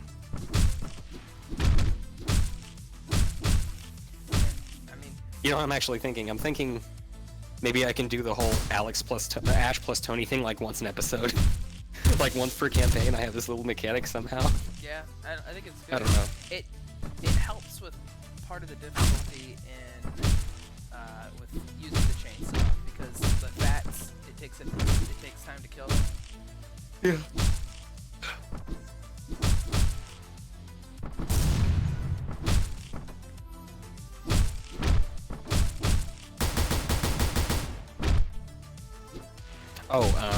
Also the idea here that I don't actually go into detail much with this yet. Essentially the Bratva use this building to house the files on all of their employees to keep track of them all. Secret evil plans, storage. Evil, yeah, taking over the world. It's kind of funny. This is actually a very recent development in the world building. Basically, the Bratva is like nothing like the real Russian mob in this. Like in the sense that they're a lot more powerful, and they're also capitalists because they realize communism is failing. Are they communists? So they kind of want to. In real life, like, what's the difference? Sorry. What's the difference? Can you say it again? Are they not capitalists in real life? Yeah. And here they're like really well-dressed, prim and proper, also murderous quasi-gangsters. They're kind of businessmen, kind of gangsters, is the idea that I kind of have in mind. Which is why they all wear the really nice suits and stuff. Even though they are just mafia recolors. Hey, look at that cat. Cat's sleeping soundly, despite all the murder. Yeah. Even the guys locking themselves up in the bathroom. Yeah, who are they? Is that not important? No, the cat? No, the dudes in the bathroom. Oh yeah, no, they're not important. They're just like Okay. kind of scenery. The fact that like some people, instead of like fighting back, they like they hold themselves up in a room while these two were going in just killing all their security guards to get in here. And then this is before the reinforcements got there, so. Right. For the most part, I wanted to make the bodies like out of the way because, you know, I didn't know how to nut bat them.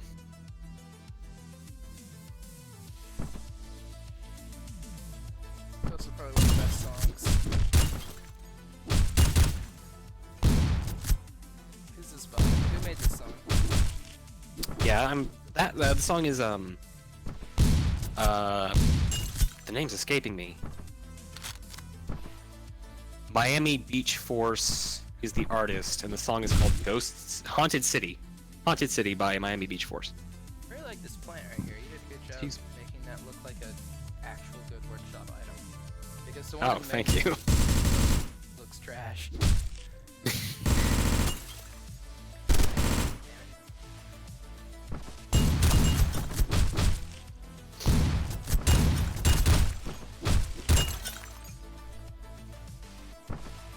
I was worried our chat was going to be this empty, but to be fair, we've ignored it back when it was a whole bunch.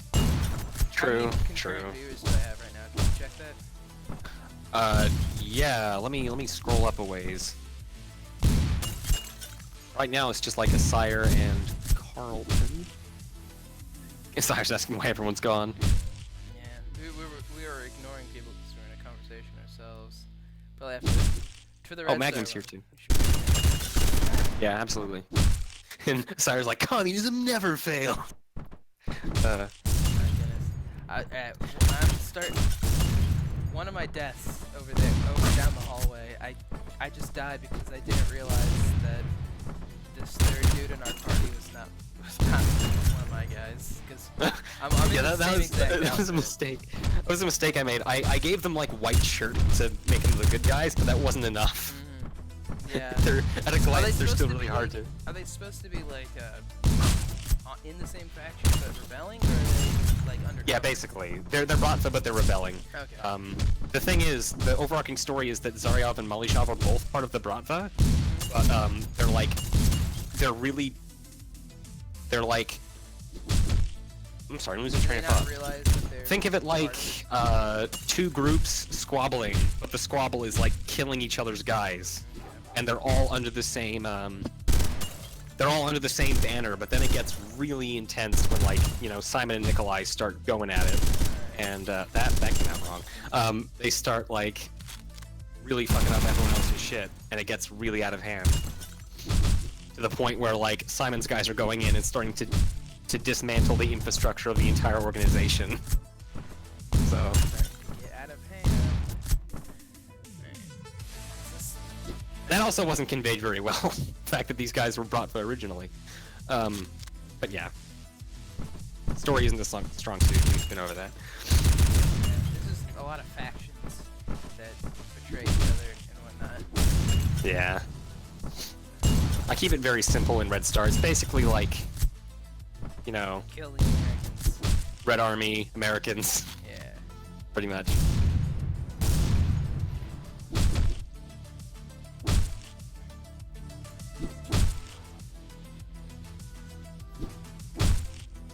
Oh, Music Jab is still here. Hello, Music. Hello.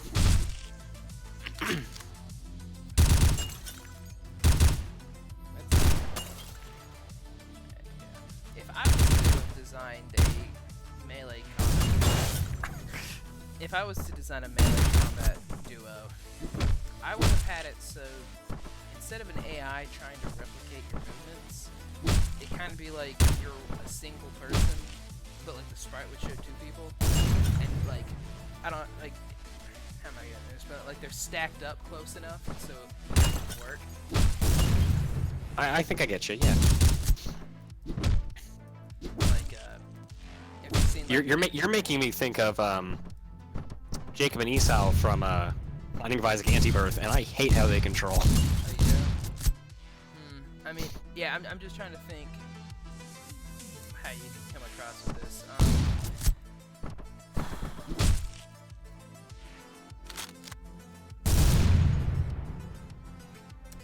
like with a riot shield, like the dude is like stacked up and he's got like his hand on the right dude's shoulder. So it'd be like Yeah, that close. And so like instead of having this AI that you're trying to corral, like come on, peek here, bud.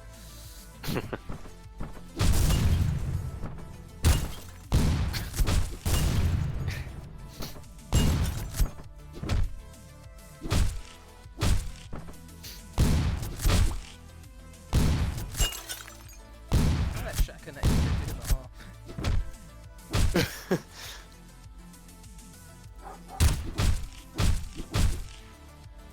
Has this stream already been going for like 2 hours?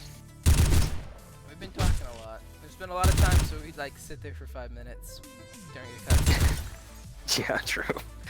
And it's not helping that I'm bad at the game. I am having input lag, I'm not lying. Definitely doesn't feel the same way that it does when I play it offline. Maybe for the rest of our stream I should stay off voice so you can like have a better experience. If it is gonna be your first time playing it in a while, I might, if you want, I can put you on the final playtesting role, which hopefully should be going through once I get the last music and the final level done. Which hopefully will be soon because I've been feeling really creatively drained. Yeah, I can only imagine how badly you want this thing finished. Yeah. Pretty bad. And it's funny, I actually have 2 campaigns planned after it, but they're gonna be like so much shorter. Yeah. Like 3 levels. It's funny how you're always like, alright, this is my last one, and then you come up with an idea and it's like, okay, this one's my last one. Yeah, pretty much. I love it. As much as the process can be painful, I do enjoy making these levels. So Yeah, the actual process can be pretty fun. I mean, that's why I'm doing it, I guess. yeah. Mac needs a well-deserved rest, Astire says, and I agree. But he's probably not gonna take it, are you? I mean, shoot, in the time span that it took me to like make like 10 pieces of furniture, like had this entire thing fixed, created. And I know you didn't do the line art for it, but you did a lot of impressive shading and whatnot. Oh, thank you. I'm very happy with how the latest promo came out. And thanks to Basketball as well, it was like the best 15 euros I've ever spent. Yeah.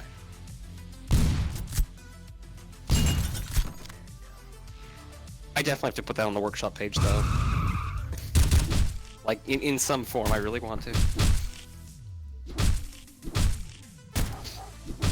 someone else shot that dude. I didn't notice that before. Oh yeah, a couple guys in there. Or no, I'm like 20 seconds behind you. Crap. I'm talking about floor with the band. I like Yeah. this. I love that it ran over this dude and like the blood trails. I'm way behind you. I'm like a minute behind or something. Is it? 'Cause you just killed the last enemy here. Is the live thing? Maybe you're behind because you went back to check something. No, it's live. Ah, jeez. It says it's live.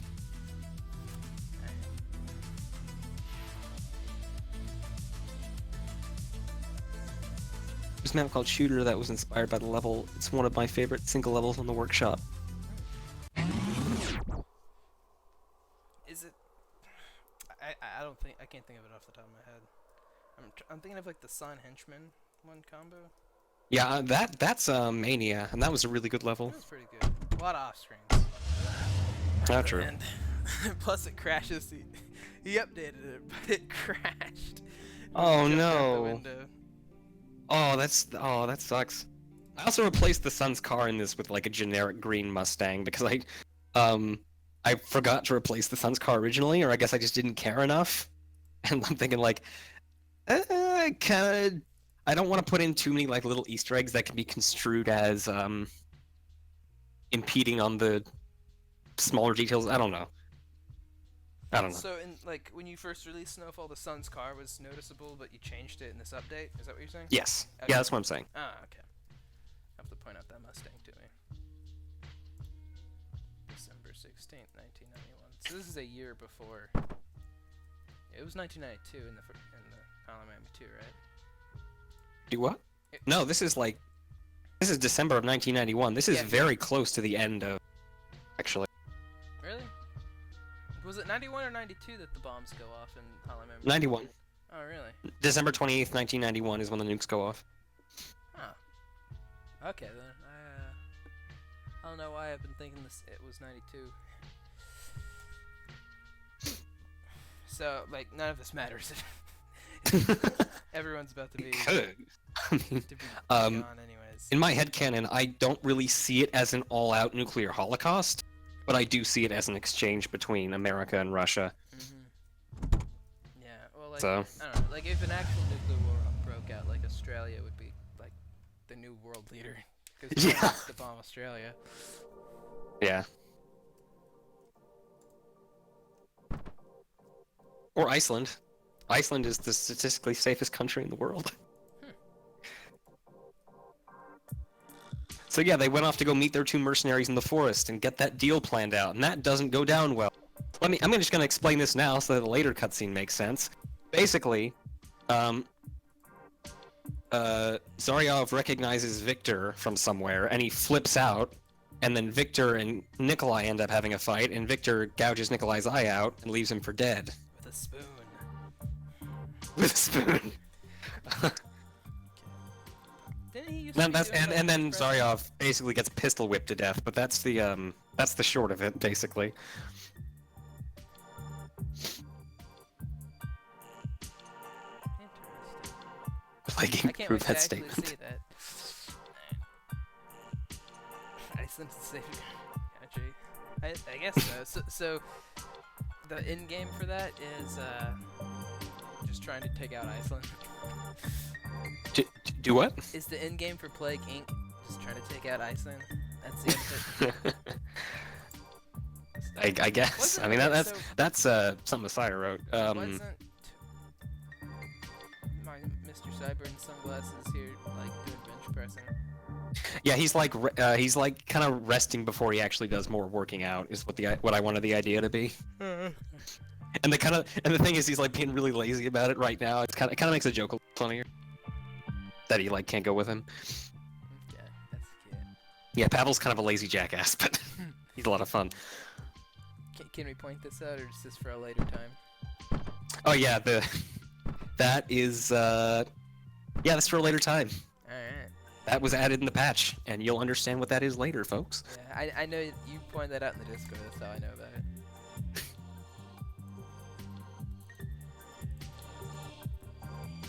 You can't interact with it or anything, but yeah. This is the best song. Oh my god. Whoa, okay, so the police sprite is broken then. What that? Did you quit out to the main menu? I mean, I know the sprite's working properly, or it should be. I mean, It could be on I'm looking at the sprite right now as I replaced it, and it looks fine. It's very bizarre. Oh yeah, the problem that's in this level now, unless you're playing this in a really dark room, you can't see the enemies running after you against the concrete. I'm in a pretty dark room right now, so... Oh, good. But one thing that annoys me is the way the darkness flickers. And I don't know if that's just because I got a toaster PC. Oh no, that's on my end too. It's just how it is. It's annoying. And when you place down different pieces of darkness, they flicker at different intervals. It's really awful. Yeah. Like if it was flickering at once, it'd be okay, but the different intervals, so you can like see how they made it. Yeah.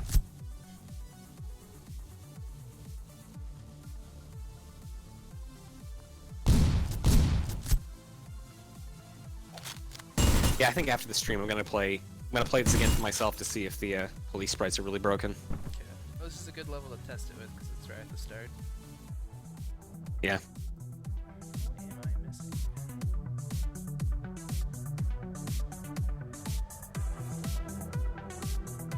Oh, also in the updated version of this, I gave him sleeves. They're not just recolored Colombians anymore. Huh.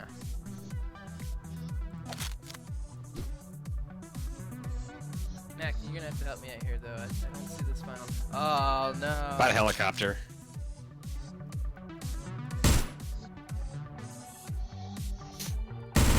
Yeah, this is probably my least favorite level in the entire campaign. Because I fall into the realism of gameplay traps super... Oh, that's a dog outside. Yep, that's what I was What the fuck? talking about. Yep. Oh. Okay. I've never...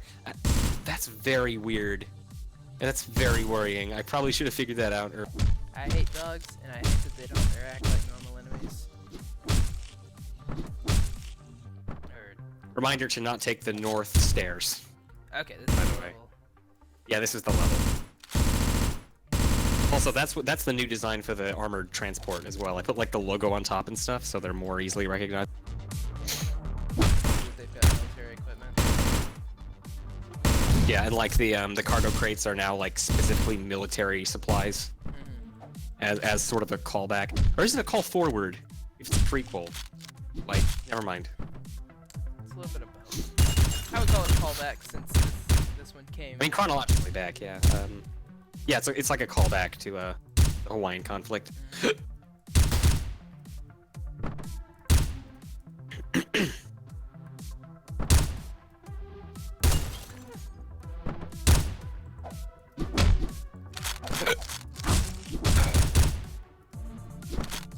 It's annoying that the Dodgers can't see over anything but the cargo crates there.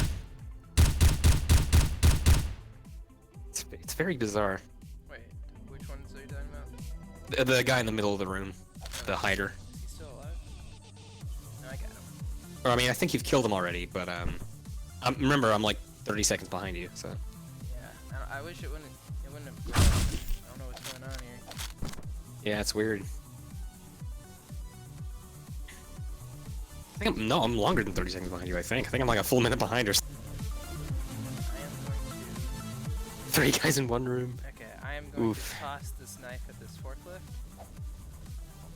Start counting in your head.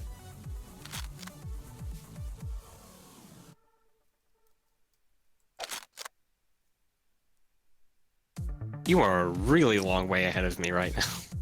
Damn. Have you Tossed seen- it right now. That was the toss right there. Yeah, that's a good 45 seconds. Alright. Jeez. I didn't use the north stairs, did I? You haven't gone up them yet. Okay. The north stairs are the ones, on the top side. Yeah, you're not using the north stairs. You're good. Alright. Just stick to the ones on the bottom. Bottom of the level. Yeah, this level's set in Liu Bertzi. Like, I don't know how you pronounce that. I don't know how you pronounce that. Maybe I can Google it sometime. Yeah, this is like the worst floor because it's basically just a big old, tiny little hallway, really long, narrow hallway in the middle. It's a real pain to navigate. Well, what I hated was I would spawn. When I first played, I came from here. I didn't get stuck in the wall, but I had a gun, and like the only way to get out of this little room would to be like empty my mag at this dude and like just run in circles. It was this whole, because of that Dodger being there, it was this whole song and dance. Wait, there's a melee guy like right in front of the stairs though, right? He's Like right close up on to the top desk. so that you can grab his gun. Oh, Oh, there is one. wait. Right. There was... Never mind. I never use the north entrance anymore, so... I don't know.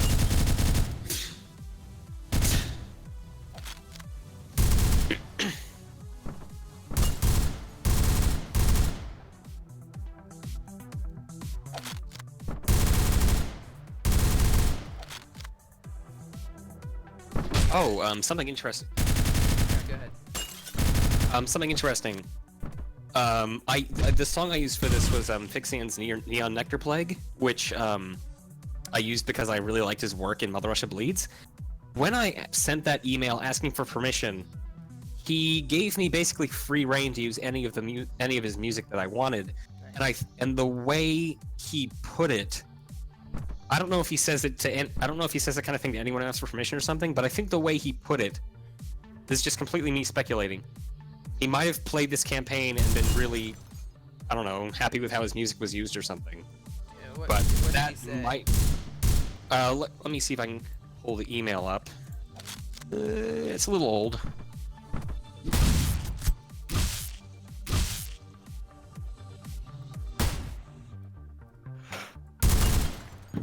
especially do not use the north entrance when you're coming back, because that will guarantee you get stuck in a wall. Yeah, So. I almost did, but I didn't. Okay.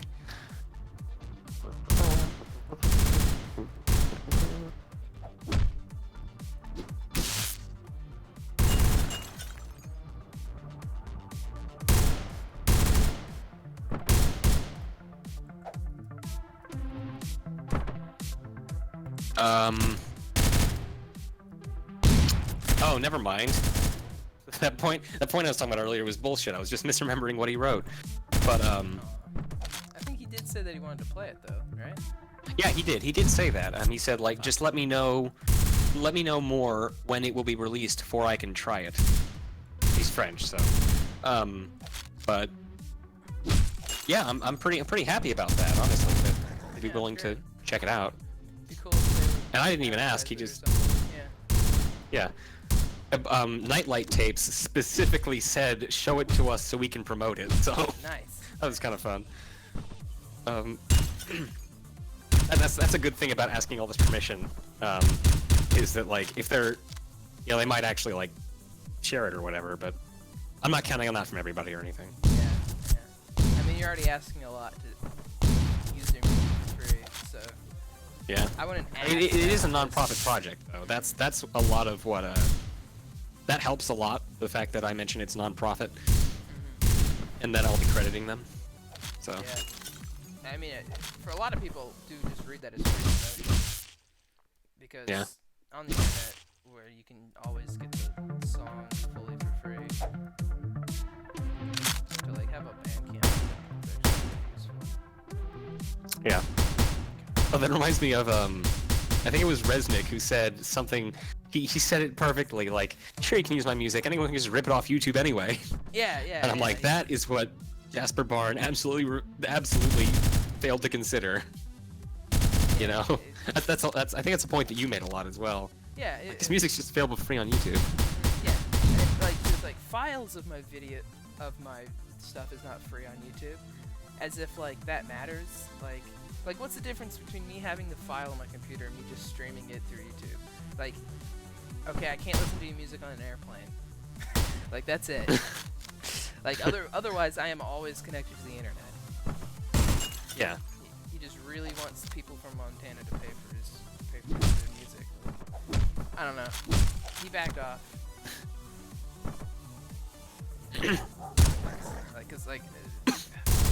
Can you imagine though if like that led to a crackdown?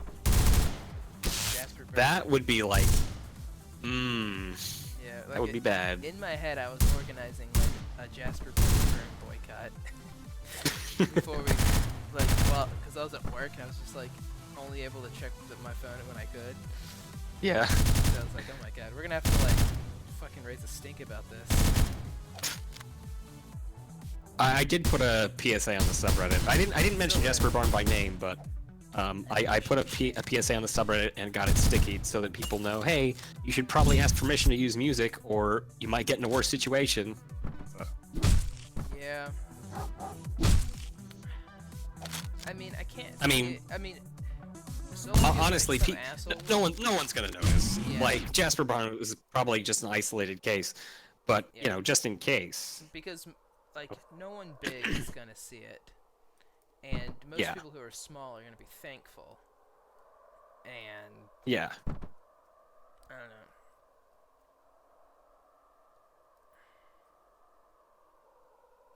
know. Oh boy, my chat suddenly got active. El Cuervo, Red Star fan art. That'd be cool. That'd be trippy. Yeah. The ultimate wet dream. Alright. Save money to get El Huevo art. That'd probably be real expensive. Yeah. Oh, yeah, there's the workout. I love that he grits his teeth. It's my favorite sprite in the entire game. I'm very happy with how that animation turned out as well. It's probably one of my most favorite sprites in the whole thing. Yeah, it's mine. It's definitely mine. Oh, also, this is like the top telling over showing thing. Like, this totally happened off screen. It's very important. Mm-hmm. It's like the worst part of the whole story as well. I don't remember which cutscene it was, but it was like, where's my rifle? And like it was like this weird plot point that I don't think ever got resolved. It was like, what? Could you say that again? You cut out. The part where he's like, where the fuck's my rifle, dude? Oh, that was me like coming up with an excuse for like, hey, why can't he just like, you know, cap Nadia or whatever if he wants to assassinate her? Then like, oh, I'll just have him lose his rifle. At the time, his rifle didn't have any significance. It was just kind of there as a plot device before I actually like, you know, gave it a backstory and everything in Red Star. But I mean, didn't really give it a backstory, but Okay. I gave it a point. Because I thought like, I was like, oh no, he's gonna get killed with his own rifle or something. But then like, It doesn't go anywhere. also I just noticed that the van is blocking some of the light in the dynamic lighting. God damn it, Lego. That's so detailed. They got shot up in Kamiki Forest, middle of nowhere. A couple guys in ski masks over a deal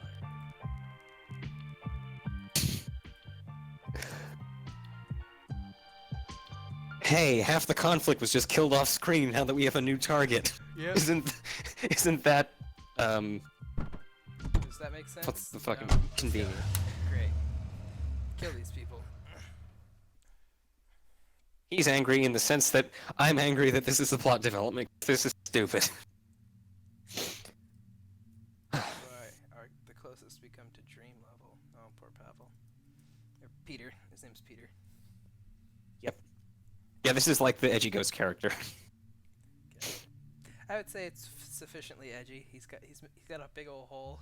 You say it was an eye scooped out? I thought it was just shot. No, Zaryov basically got half of his face flayed off by the barrel of a Desert Eagle. It's Okay. pretty gruesome, actually.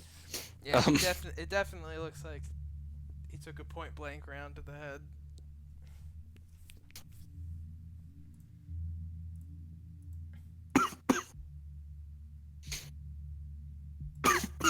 Excuse me.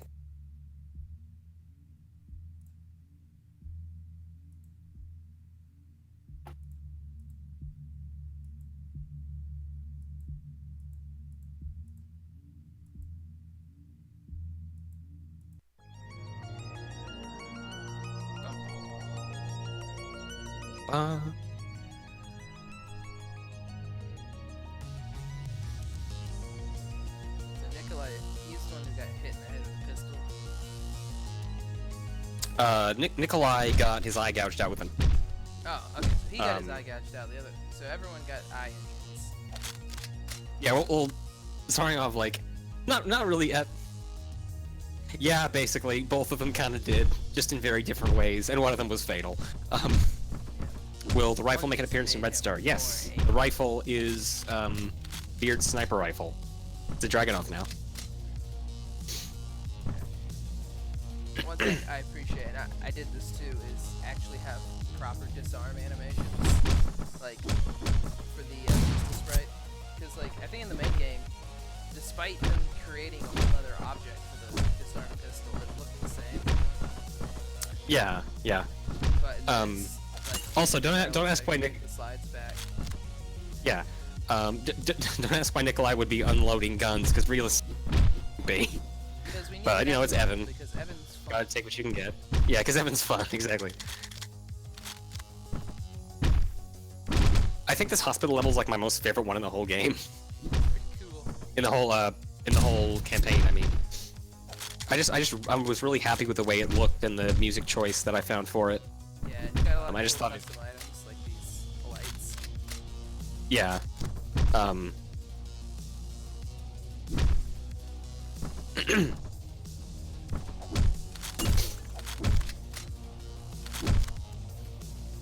I swear, when I go back and listen to if I ever go back and see this stream after it's done, you're gonna be asking a whole bunch of questions to me, and I'm not gonna respond because I can't hear a thing you're saying. Discord is not the best thing to be working with here. Yeah, maybe. I can't think of what else would work. I mean, neither can I. That's the thing. But there's so many. I wonder if Xbox Live. oh, if you get killed with a knife, you can see his butt. Oh, really? That's fun. Yes. There's one of the alien campaigns. If you down one of the, because it's a blunt attack with the alien campaign, you can get them to do the crawl, and like it actually animated his buttocks like crawling. Amazing. I mean, it's like that's horrifying, but also hilarious.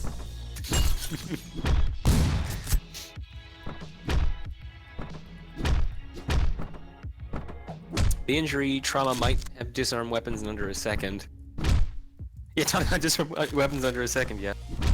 If I ever do that Hunter standalone, I'm gonna be having enabled guns, but they'd be like so inaccurate to the point of like not even worth being using. Because, you know, he's missing an eye, so he can't aim properly. Yeah, like Danny's character, Miami Horror, it's like a plot point that he can't shoot guns very well, so that's why he sticks to the shotgun. And like, you still like to get the player to use the shotgun because otherwise you're just not gonna hit them. Yeah, shotgun's cool. Shotgun's worth using. I'd say it's one of the few weapons that it's okay to stick beard with.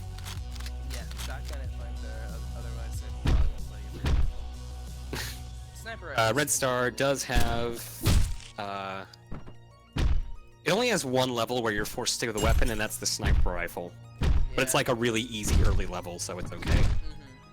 Yeah, sniper rifle's alright. It's more of a challenge one, but like the machine gun is boring, and LMG is just like the machine gun, but even more frustrating because it's like you have a belt-fed magazine and you can put 10 rounds into it. Yeah. I don't It's know. very accurate, though. You can use it to, like, one-shot a whole bunch of people consecutively. It's like But that's the just if you're a opposite good of shot. If you're not a good shot, you're kind of screwed. Yeah. It's kind of Which kinda defeats the purpose of a machine. machine LMG is. Yeah, exactly. It's the opposite of what an LMG is. It's not meant to be accurate. Yeah, I mean, essentially you just have a power rifle.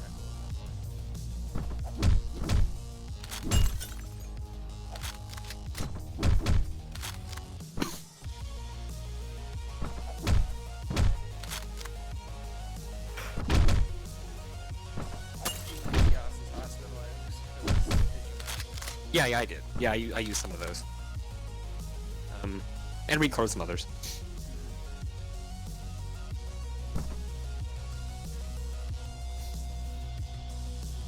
The idea was that this hospital is basically owned by the Bratva, which is why there are a whole bunch of armed guys in here and not many like doctors.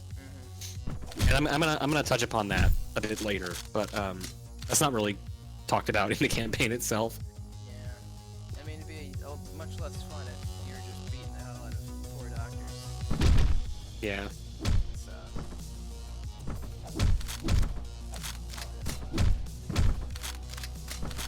They still use the DPS, which is something during the 90s that they still held on to. Probably not, but who cares?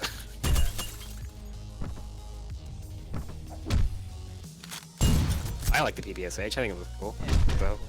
I went with it. Second best Russian gun ever made. Right after Glorious AK.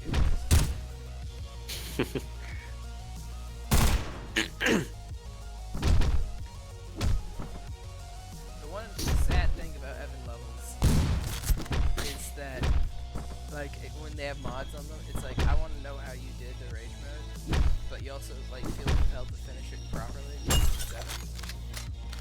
Yeah. I mean, you could just like go into rage mode and then die. Yeah, that's true. You know, if you want to check it out. It is possible to break the camera on this one, by the way. Oh yeah. And it's like I didn't account for that on the level borders. So. Excuse me. No, there's but.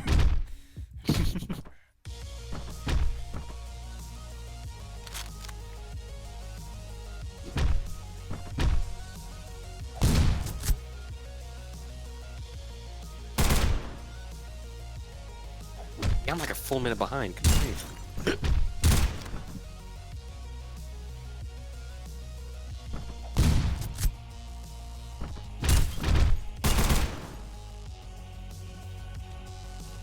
I'm curious if it would catch you up a bit better if you just closed out of the window and opened it back up. All right, one sec.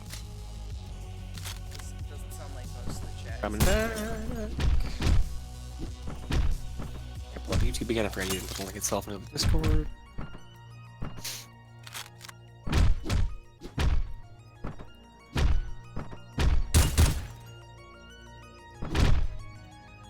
Here we go. Should be back up to date now.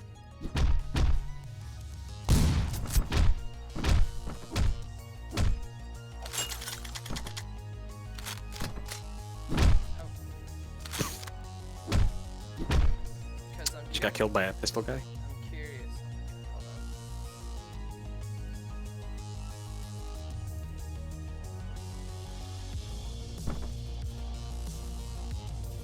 on. Kid keeps spam messaging me. Not realizing I'm streaming.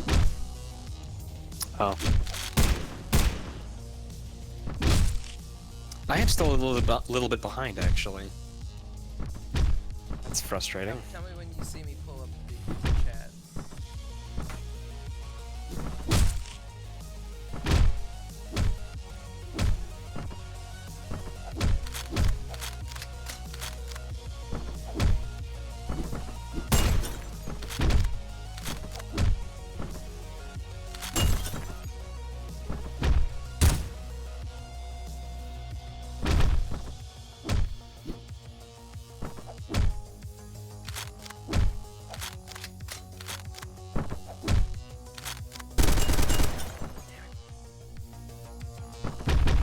Like you there?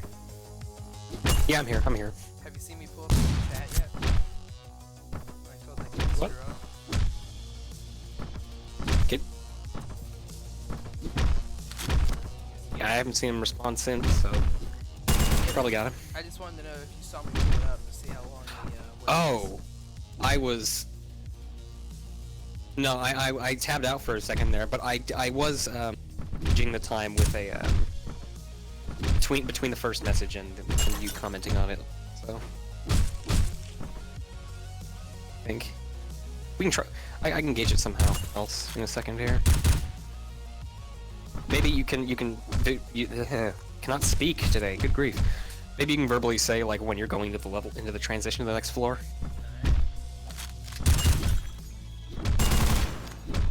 Is there like, if you execute one dude and then wait a real long time to execute the next, like, is that cool now? I don't know. I don't think so. Like, if I had executed, like, at the very first floor, wait to execute the next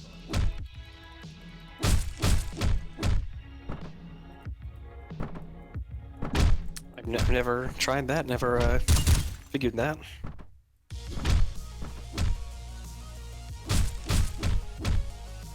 Is Rob still here? I can barely hear him. Yeah. And being quiet? Do I need to Sorry, talk I'm louder? like Talk up on my phone? maybe a little bit. I was silent there for a second. Yeah. I've just been on this friggin' level too long. Keep getting off screen, Yes. trying to execute people. This is the second to last level, so we're almost to the end. Yeah, I really do like the last level. That's probably the cool. That's good to This hear. one's also really Last good. level. I like it better than just. That's the good. I was really happy with this one. bad houses. The last level when we get there is like probably one of my most favorite levels I've ever made visually. I just really liked the not necessarily like all the layout and all the windows and stuff, but I liked how it looked. Yeah, it'll be interesting to go back to a little bit about how I feel about it. I'm starting to get hungry, so I'm gonna finish this.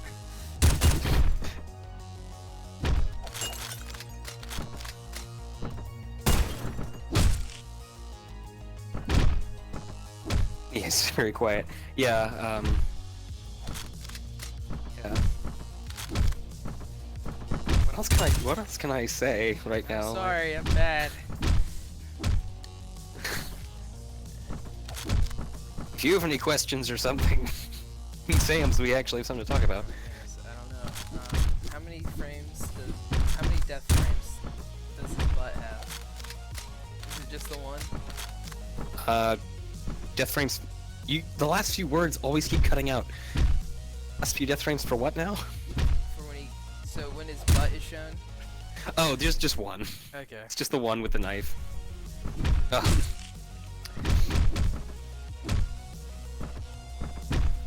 Yeah, I've being quiet because I'm trying to focus because I'm sick of doing this guy to the floor.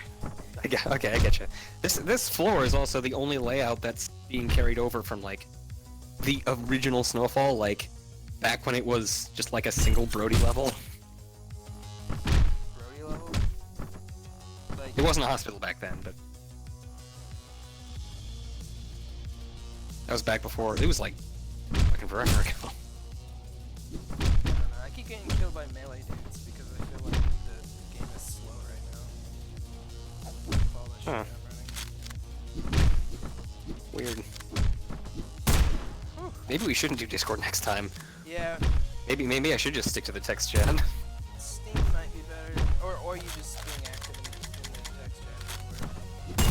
I mean, you're at the same delay anyways. Yeah. Watching the stream Really? replay, Well, you can't like stutter in a text chat, so that's okay. Yeah, you've been fine. You've not been stuttering that bad.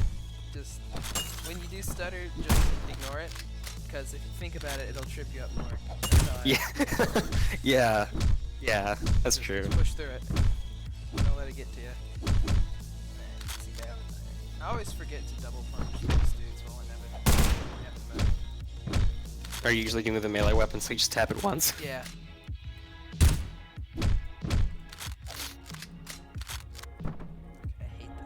I hate this dude with all my heart.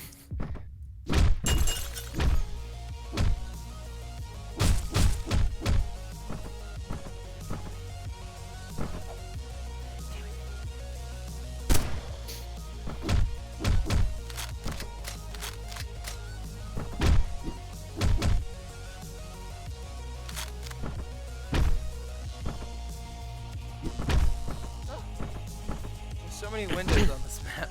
You actually, that's one thing, even though they can be frustrating sometimes, you actually do use windows. Like, a lot of level designers hardly ever touch them. Like, in terms of like, Huh. like windows that actually affect gameplay. Like, you sir, you Huh. like your windows. Yeah. Alright, well we did it. We did it, fam. Alright. Alright, now I Yeah, you're still going at it on my end. okay. I'm a bit behind. I think I'm about 30, 45 seconds behind you still. Well, just take heart to know that I'm about to finish it. Whoa, dude just ran over a bookcase. Oh yeah, I think I did put invisible wall there. I just didn't do anything. Looking back, I could have like done the if I had known to do it, I'd do the true invisible wall trick. Yeah, and then the floor after that is one of the most confusing things in this campaign because I kept trying to like dodge their bullets and get to them. Oh yeah. I probably should have come up with a different way to block off that side. Yeah. Or just, I don't know, a fence. I mean, well, it wouldn't be a fence. I mean, that's supposed to be like, that's how you're supposed to get in here from outside the hospital. But I should just like put a van there and, Yeah. you know, Anything more like- organic stuff to block the way that doesn't Yeah. actively shoot you. Yeah, cause I mean, the way the game teaches you is you gotta kill everybody. Yeah. And that's one thing I would say about this campaign. It's not consistent. There's a dude that always trips me up in the Swan level. That he's an idle enemy, or he looks just like a static enemy with a pistol, but he's actually like an item. He's just standing there behind locked doors, and I will always waste ammo on him. Oh my gosh. That's Weird. also that's not a problem in Red Star though. So Yeah.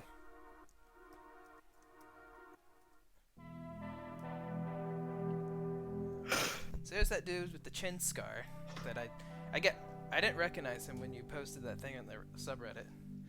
I just figured he was a Patriots character. Oh, the like updated face sprites? Yeah, like there was a dude with a chin scar, and I was like, I don't know who that is. Yeah, I changed. His new design makes him look considerably older. Like he's an old man. Here, I think when I was originally designing him, he was more like middle age. So he's one of the more heavily redesigned characters in the new art style.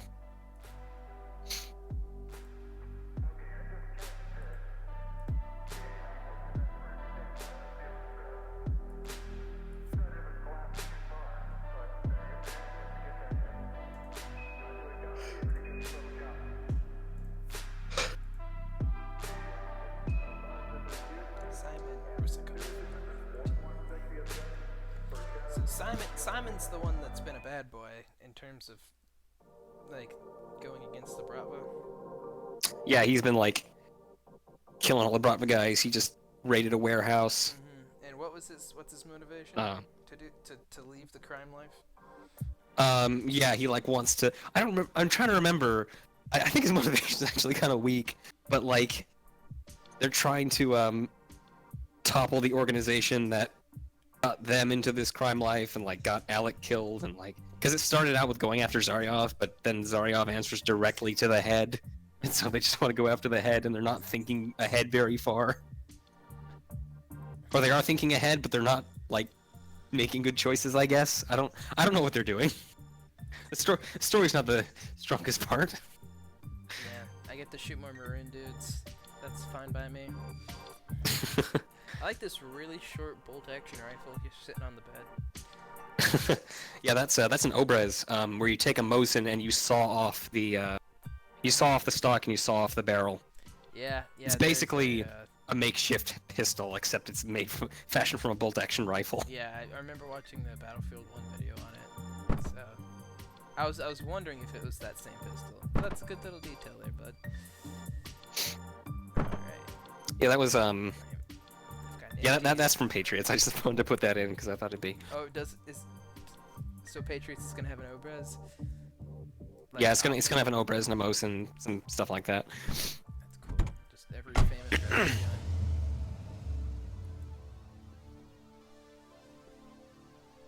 If you notice, all the newspaper clippings make mention of like how many people died or people who died, and that was my way of like, hey, I'm gonna foreshadow that everyone dies at the like some little dialogue here and there that kind of points to the fact that they're never gonna get out of this profession.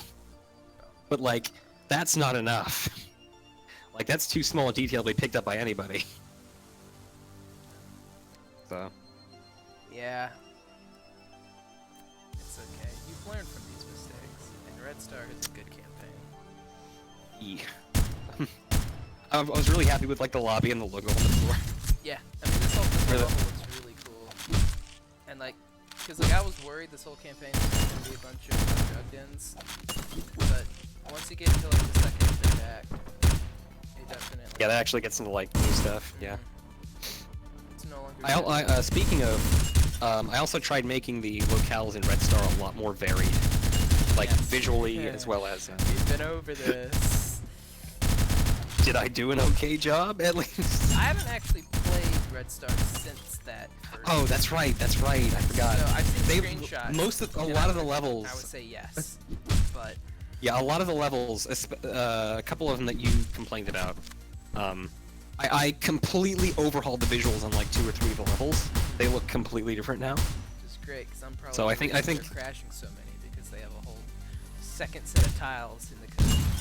Hey, I actually checked the code. When you replace tiles like that, they don't actually the edges stack, I think. Okay. But I think if you can just like you just come back to a level and save it without touching anything, it dramatically decreases the number of lines in the file. Oh yeah, I do that. So it's not really tiles stacking on top of each other, but it's like a level that hasn't been properly saved and optimized, I think. Yeah. But some levels, Control S. yeah, you don't want to save a level too much. The reason why levels take longer to save every time every time you save it takes longer is because it's just writing more stuff to the file and you're just adding more onto these tile files and stuff. So I usually quit out of a level every once in a while and then go back to it to the file size again.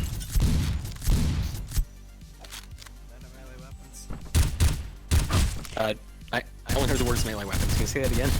I ran out of them.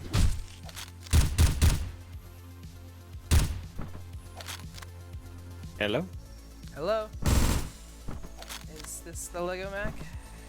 Hello? Mac? Can you really Oh, okay. Yeah, you're cutting out really bad right now. Like, I couldn't hear the last 20 seconds We will fix this. of anything you were saying.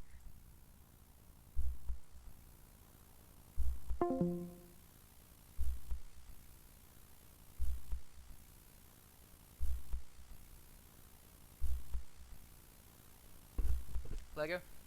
Oh, we're back. Okay. Yeah, leave the I call. can hear too. you. I want the call it fully dead. Oh. So I have to reinitiate it. All right.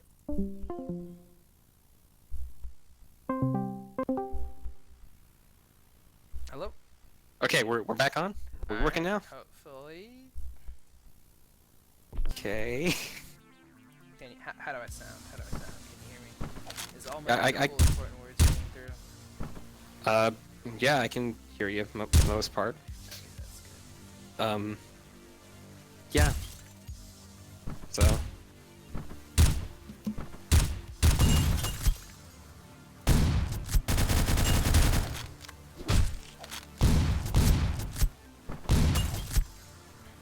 You're not saying anything now, are you? No, I'm not.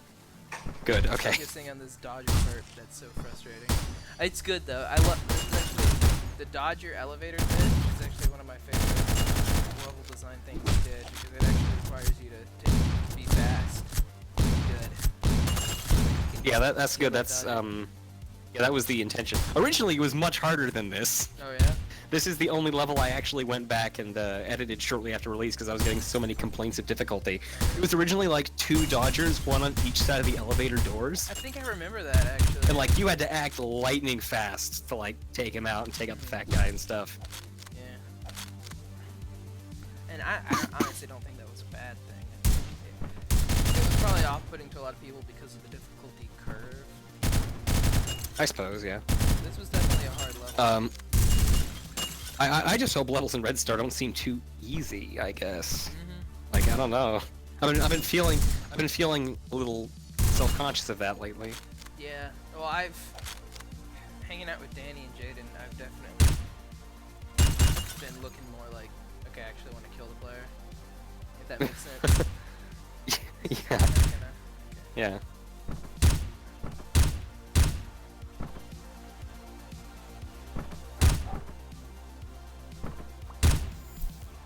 So yeah, human beings levels, and like I think Red Star, because like the Hunter series is so popular, having it be a bit easy is all right, because Okay. I don't want to call you Call of Duty, but you're more mainstream sort of. I get you. And you're I the get you. poster boy for the workshop because you make good quality stuff that is accessible. Yeah. I totally get you. Whereas, like, you're not supposed to be playing Danny's levels right when you first get Hotline Miami. You're like, Yeah. okay, well I beat Hotline 1 and 2. It's time to check out what's in the workshop. Definitely check out You get Legos decimated. levels. Don't be like loading up animals. It's time to play. Time to play some. Like, even the original Miami Horror will freaking put hair on your chin. Not Miami Horror. Miami Falls? Falls. Yes, that one. The Oscar bit. Oh my gosh. Oh goodness gracious. I genuinely think that I like lost a notch of vision trying to play that one. Wow. It hurts my eyes every time I see it. But like, Miami Horror. Fuck this up every time I say it. Miami Falls is still the best world building. Really? Yeah. Maybe it hasn't aged. Yeah. I think it. Looking back, I think it does have good world building. Honestly. Like especially the last chapter, where you're like. Where it all comes together. Yeah, where it all comes together, and like, cause like, it starts out with this weird soldier dream. I would say the world building. I didn't quite get the soldier dream thing. Like, like in the world, I didn't really get that. Is it like just this guy having a dream? So, Is it like meant to reflect reality in some way? Not counting chapter 2 when you play at Sledge. You're the same dude. Oscar, the soldier, and the Swan character is all the same black guy. Yeah, I know. I know that. Yeah, and so, well, and this isn't really Danny's fault. This is more of the fact that the level editor sucks. Is the hell he just started walking out through the door? Is that I think his story probably would have been better if he took the chapters and mixed them together. So it's not Yeah. play 5 as this character, play 5 as the other, because that would have made. Because he opened up the first act with essentially 5 dream levels, 4 or 5 dream levels. Yeah. So I think if they're peppered in with reality, it would make it a little bit more. Yeah, I think if the levels were mixed together, it would make it would be much more cohesive.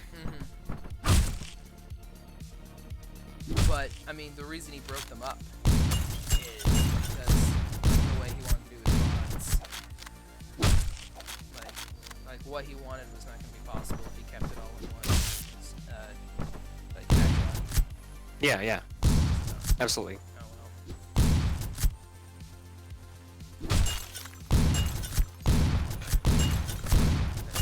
It has been a very long time. I think it made me better at the game though. Since Oh, like, that's good. It requires you to be good, like, to finish it.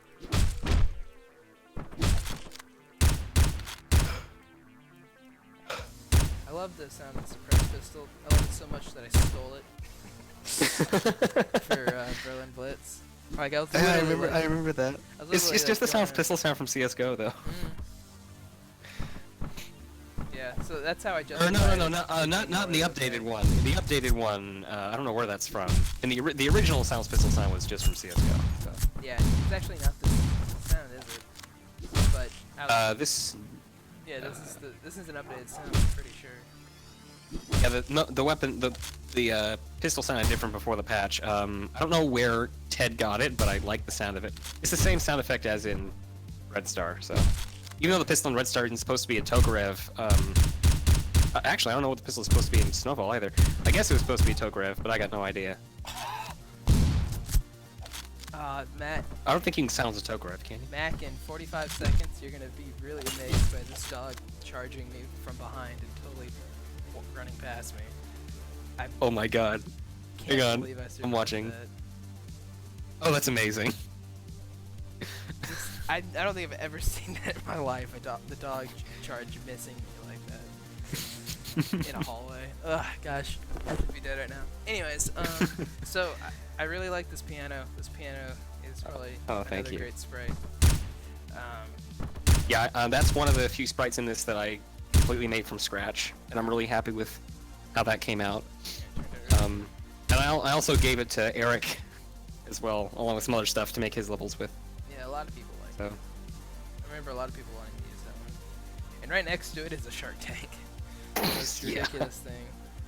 There's a really early on jacket campaign that like the opening opens up with the sun being like, yeah, I would say 12 more Shark Tanks, thank you. And then you do your shitty jacket level and you come back and it's the same exact like sun hideout, but Shark Tanks are just spammed everywhere.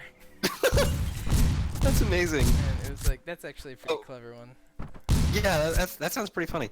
I think I based a lot of this particular level, these upper floors, I based on like the last level of Mother Russia Bleeds, where they had like all this ridiculous shit. Oh, you beat Mother Russia in this big old penthouse, you know, outside the Capitol. You beat Mother Russia Bleeds? I'm guessing you can't hear me. Mac, did you beat Mother Russia Bleeds? Hello? Maybe. Maybe? Maybe not. Maybe. Okay. No, I mean, it's not like it's bad for you. There's the dog just freaking out. That's amazing. Yeah. I'm thinking of the level after the bear fight, though. Bear fight. Where they, like, I go up the elevator and... at the boss fight in the pool, so very early on. Oh, gee. Yeah. You missed out on, the train. That was fun. Anyway, Not today. I don't think it's worth going back to, honestly. But, I did, like, watch a YouTube playthrough and stuff. Especially, like, when I was trying my hand at making a Mother Russia Bleeds styled sprite. Which I just realized I've never shared publicly, so that doesn't make any sense to anyone. But, I, like, watched a bunch of the YouTube videos to get some good reference images and stuff like that. And in late game, stuff gets really ridiculous. Oh yeah. Like I mean, Yeah. I love the art design so much. I wish that it wouldn't take me like 2 hours to get through a single level because I keep getting punched. Like literally, there'd be times where I'd like punch right past a dude like 8 times, and then he would slug at me and it would knock me over. And I was like, okay. Yeah, it sucks. Like.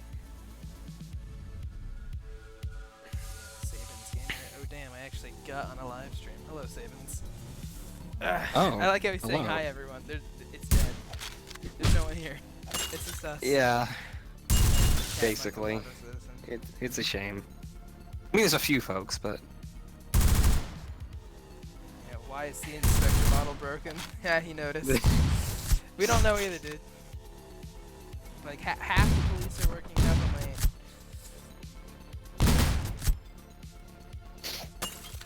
Ah, almost. I want to get lazy with it. I was thinking of just copy pasting the gun dodger female sprites for the French faction. I mean, you can if you want. I mean, you got my permission. I've been racking my brain for what I could do, and I do think it'd be cool to have a female enemy type. And that's about the only spot that it's available at. I really wish that the Colombian Dodgers had more custom assets. Yeah. Like, Oh. now you'll love this one where she's shooting me while not even looking at me. Like her back is completely turned and she kills me. Oh, I was behind then. It was just really well timed, Mm-hmm. so that like, never mind. Yeah, the gun dodgers are. Also, you might notice I locked up gun dodgers in bathrooms this whole campaign. Oh basically. yeah. I hated it. I don't do any of that in Red Star though. Don't worry. It's good. It's good. I think I've voiced my anger enough that everyone in the like everyone that I talk to in the community knows not to do it. Yeah. Because so many times it was like you'd clear everything around it, and then be like, all right, try to fish out a pipe so I can get this dude out of here. What is this table replacing, by the way? This massive. The conference table, the strip club big ol' makeup table, That makes sense. the one in the back room in Seizure.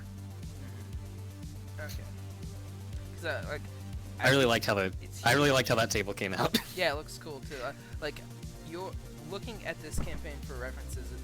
It helped me because like getting a good texture on something shiny. I didn't really know how to do it, but the way that you do it. That's just the glass texture, basically. Yeah. I mean, it looked like The, you copied it from this too, but it took me playing this campaign to figure out how to do it. I guess seeing someone else's custom work. Yeah, that can help with inspiration. Yeah. Oh, we did complete it. I don't think I got a. Okay, that's why it was a cutscene end. Yeah. Yeah. So Because the whole like go into an elevator to crash the game.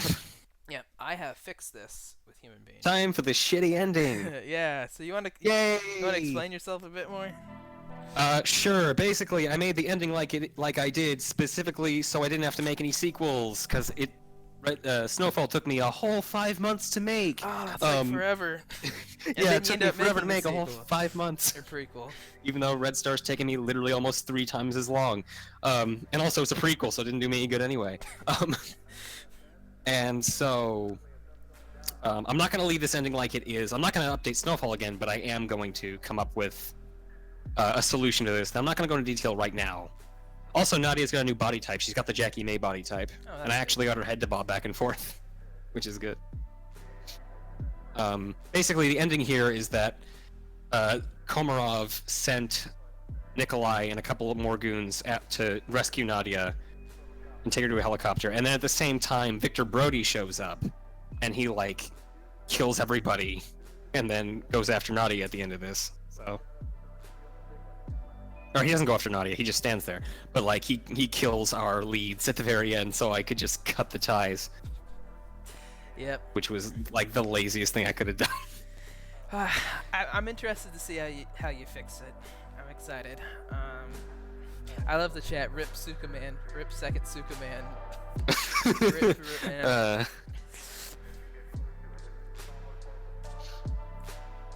I don't remember if this was before or during everyone started doing the "let's kill all of our main characters at the end" trend. It was like right in the middle. Do you of remember? It, so when it happened, The middle of it.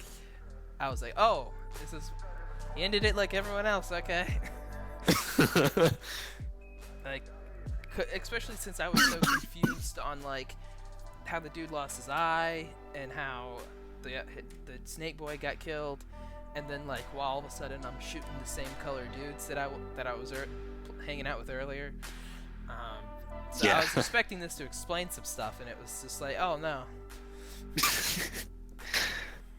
uh, yeah. Get down on your knees. But You should have phrased you know what that they one better. say? Things will be righted. Yep.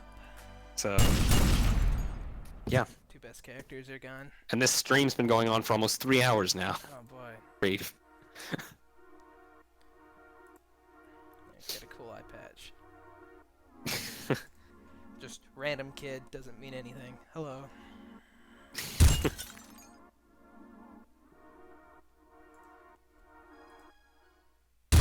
So have you already planned out the full ending, or are you still like debating about What do you mean? like when you to fix this Snowfall ending? When can you say that again? You cut out. To fix the Snowfall ending, have you already got it fully planned out, or are you still trying to fix? For the most part, I know how it's going to turn out. So, yeah, it'll be it's not going to involve everyone just getting killed at once. Hooray. It's not going to be that unsatisfying. So, Killed one at a time. no, nah. After the stream, I can kind of explain it if you want to hear it. But Yeah, no, I'd like that. yeah, I'm not going to spoil it on stream. So, Okay. Nice, just letting the cutscene.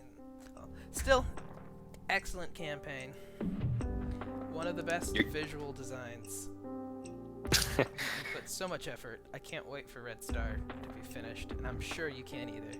Everyone, yeah, everyone needs to subscribe. I'm so ready to push this thing out. Yep, everyone should subscribe to my channel, so you'll know when Red Star comes out. Otherwise, you can subscribe to the Lego Max workshop page, and just be on the prowl. I'm sure the whole community will light up when it comes out. I hope I can elicit some positive activity around all this, because I feel like the workshop's kind of been on a decline a little bit since nobody's really posting much. I don't get big things hardly ever. So hopefully, and maybe this will get, especially because summer is just around the corner, maybe we'll get some more kids excited and inspired by Red Star to do something else. Yeah, like all things considered, I'm probably gonna release Red Star second week of. I mean, this isn't set in stone. Probably it's gonna come out second week of May or so. Oh, So like right around the beginning of summer. Ah. But it's like maybe I'll get it done in late April. But this is like the last 2 weeks of the semester, and it's like real crunch time. So Yeah, no, I wouldn't expect it that soon. Okay. Yeah, I gotta be paying attention to my grades and stuff. Well, this was fun. So We'll do it again. Maybe I'll bring other people who, like other devs, on to justify their creations. hey, make sure that they don't have as much of a delay or something. Yeah, I will. We might have to figure this out, or you can just participate in chat. I'll make you a stream moderator, so Yeah. that'll be fun. We still on? We're still on? All right, and goodbye, everybody.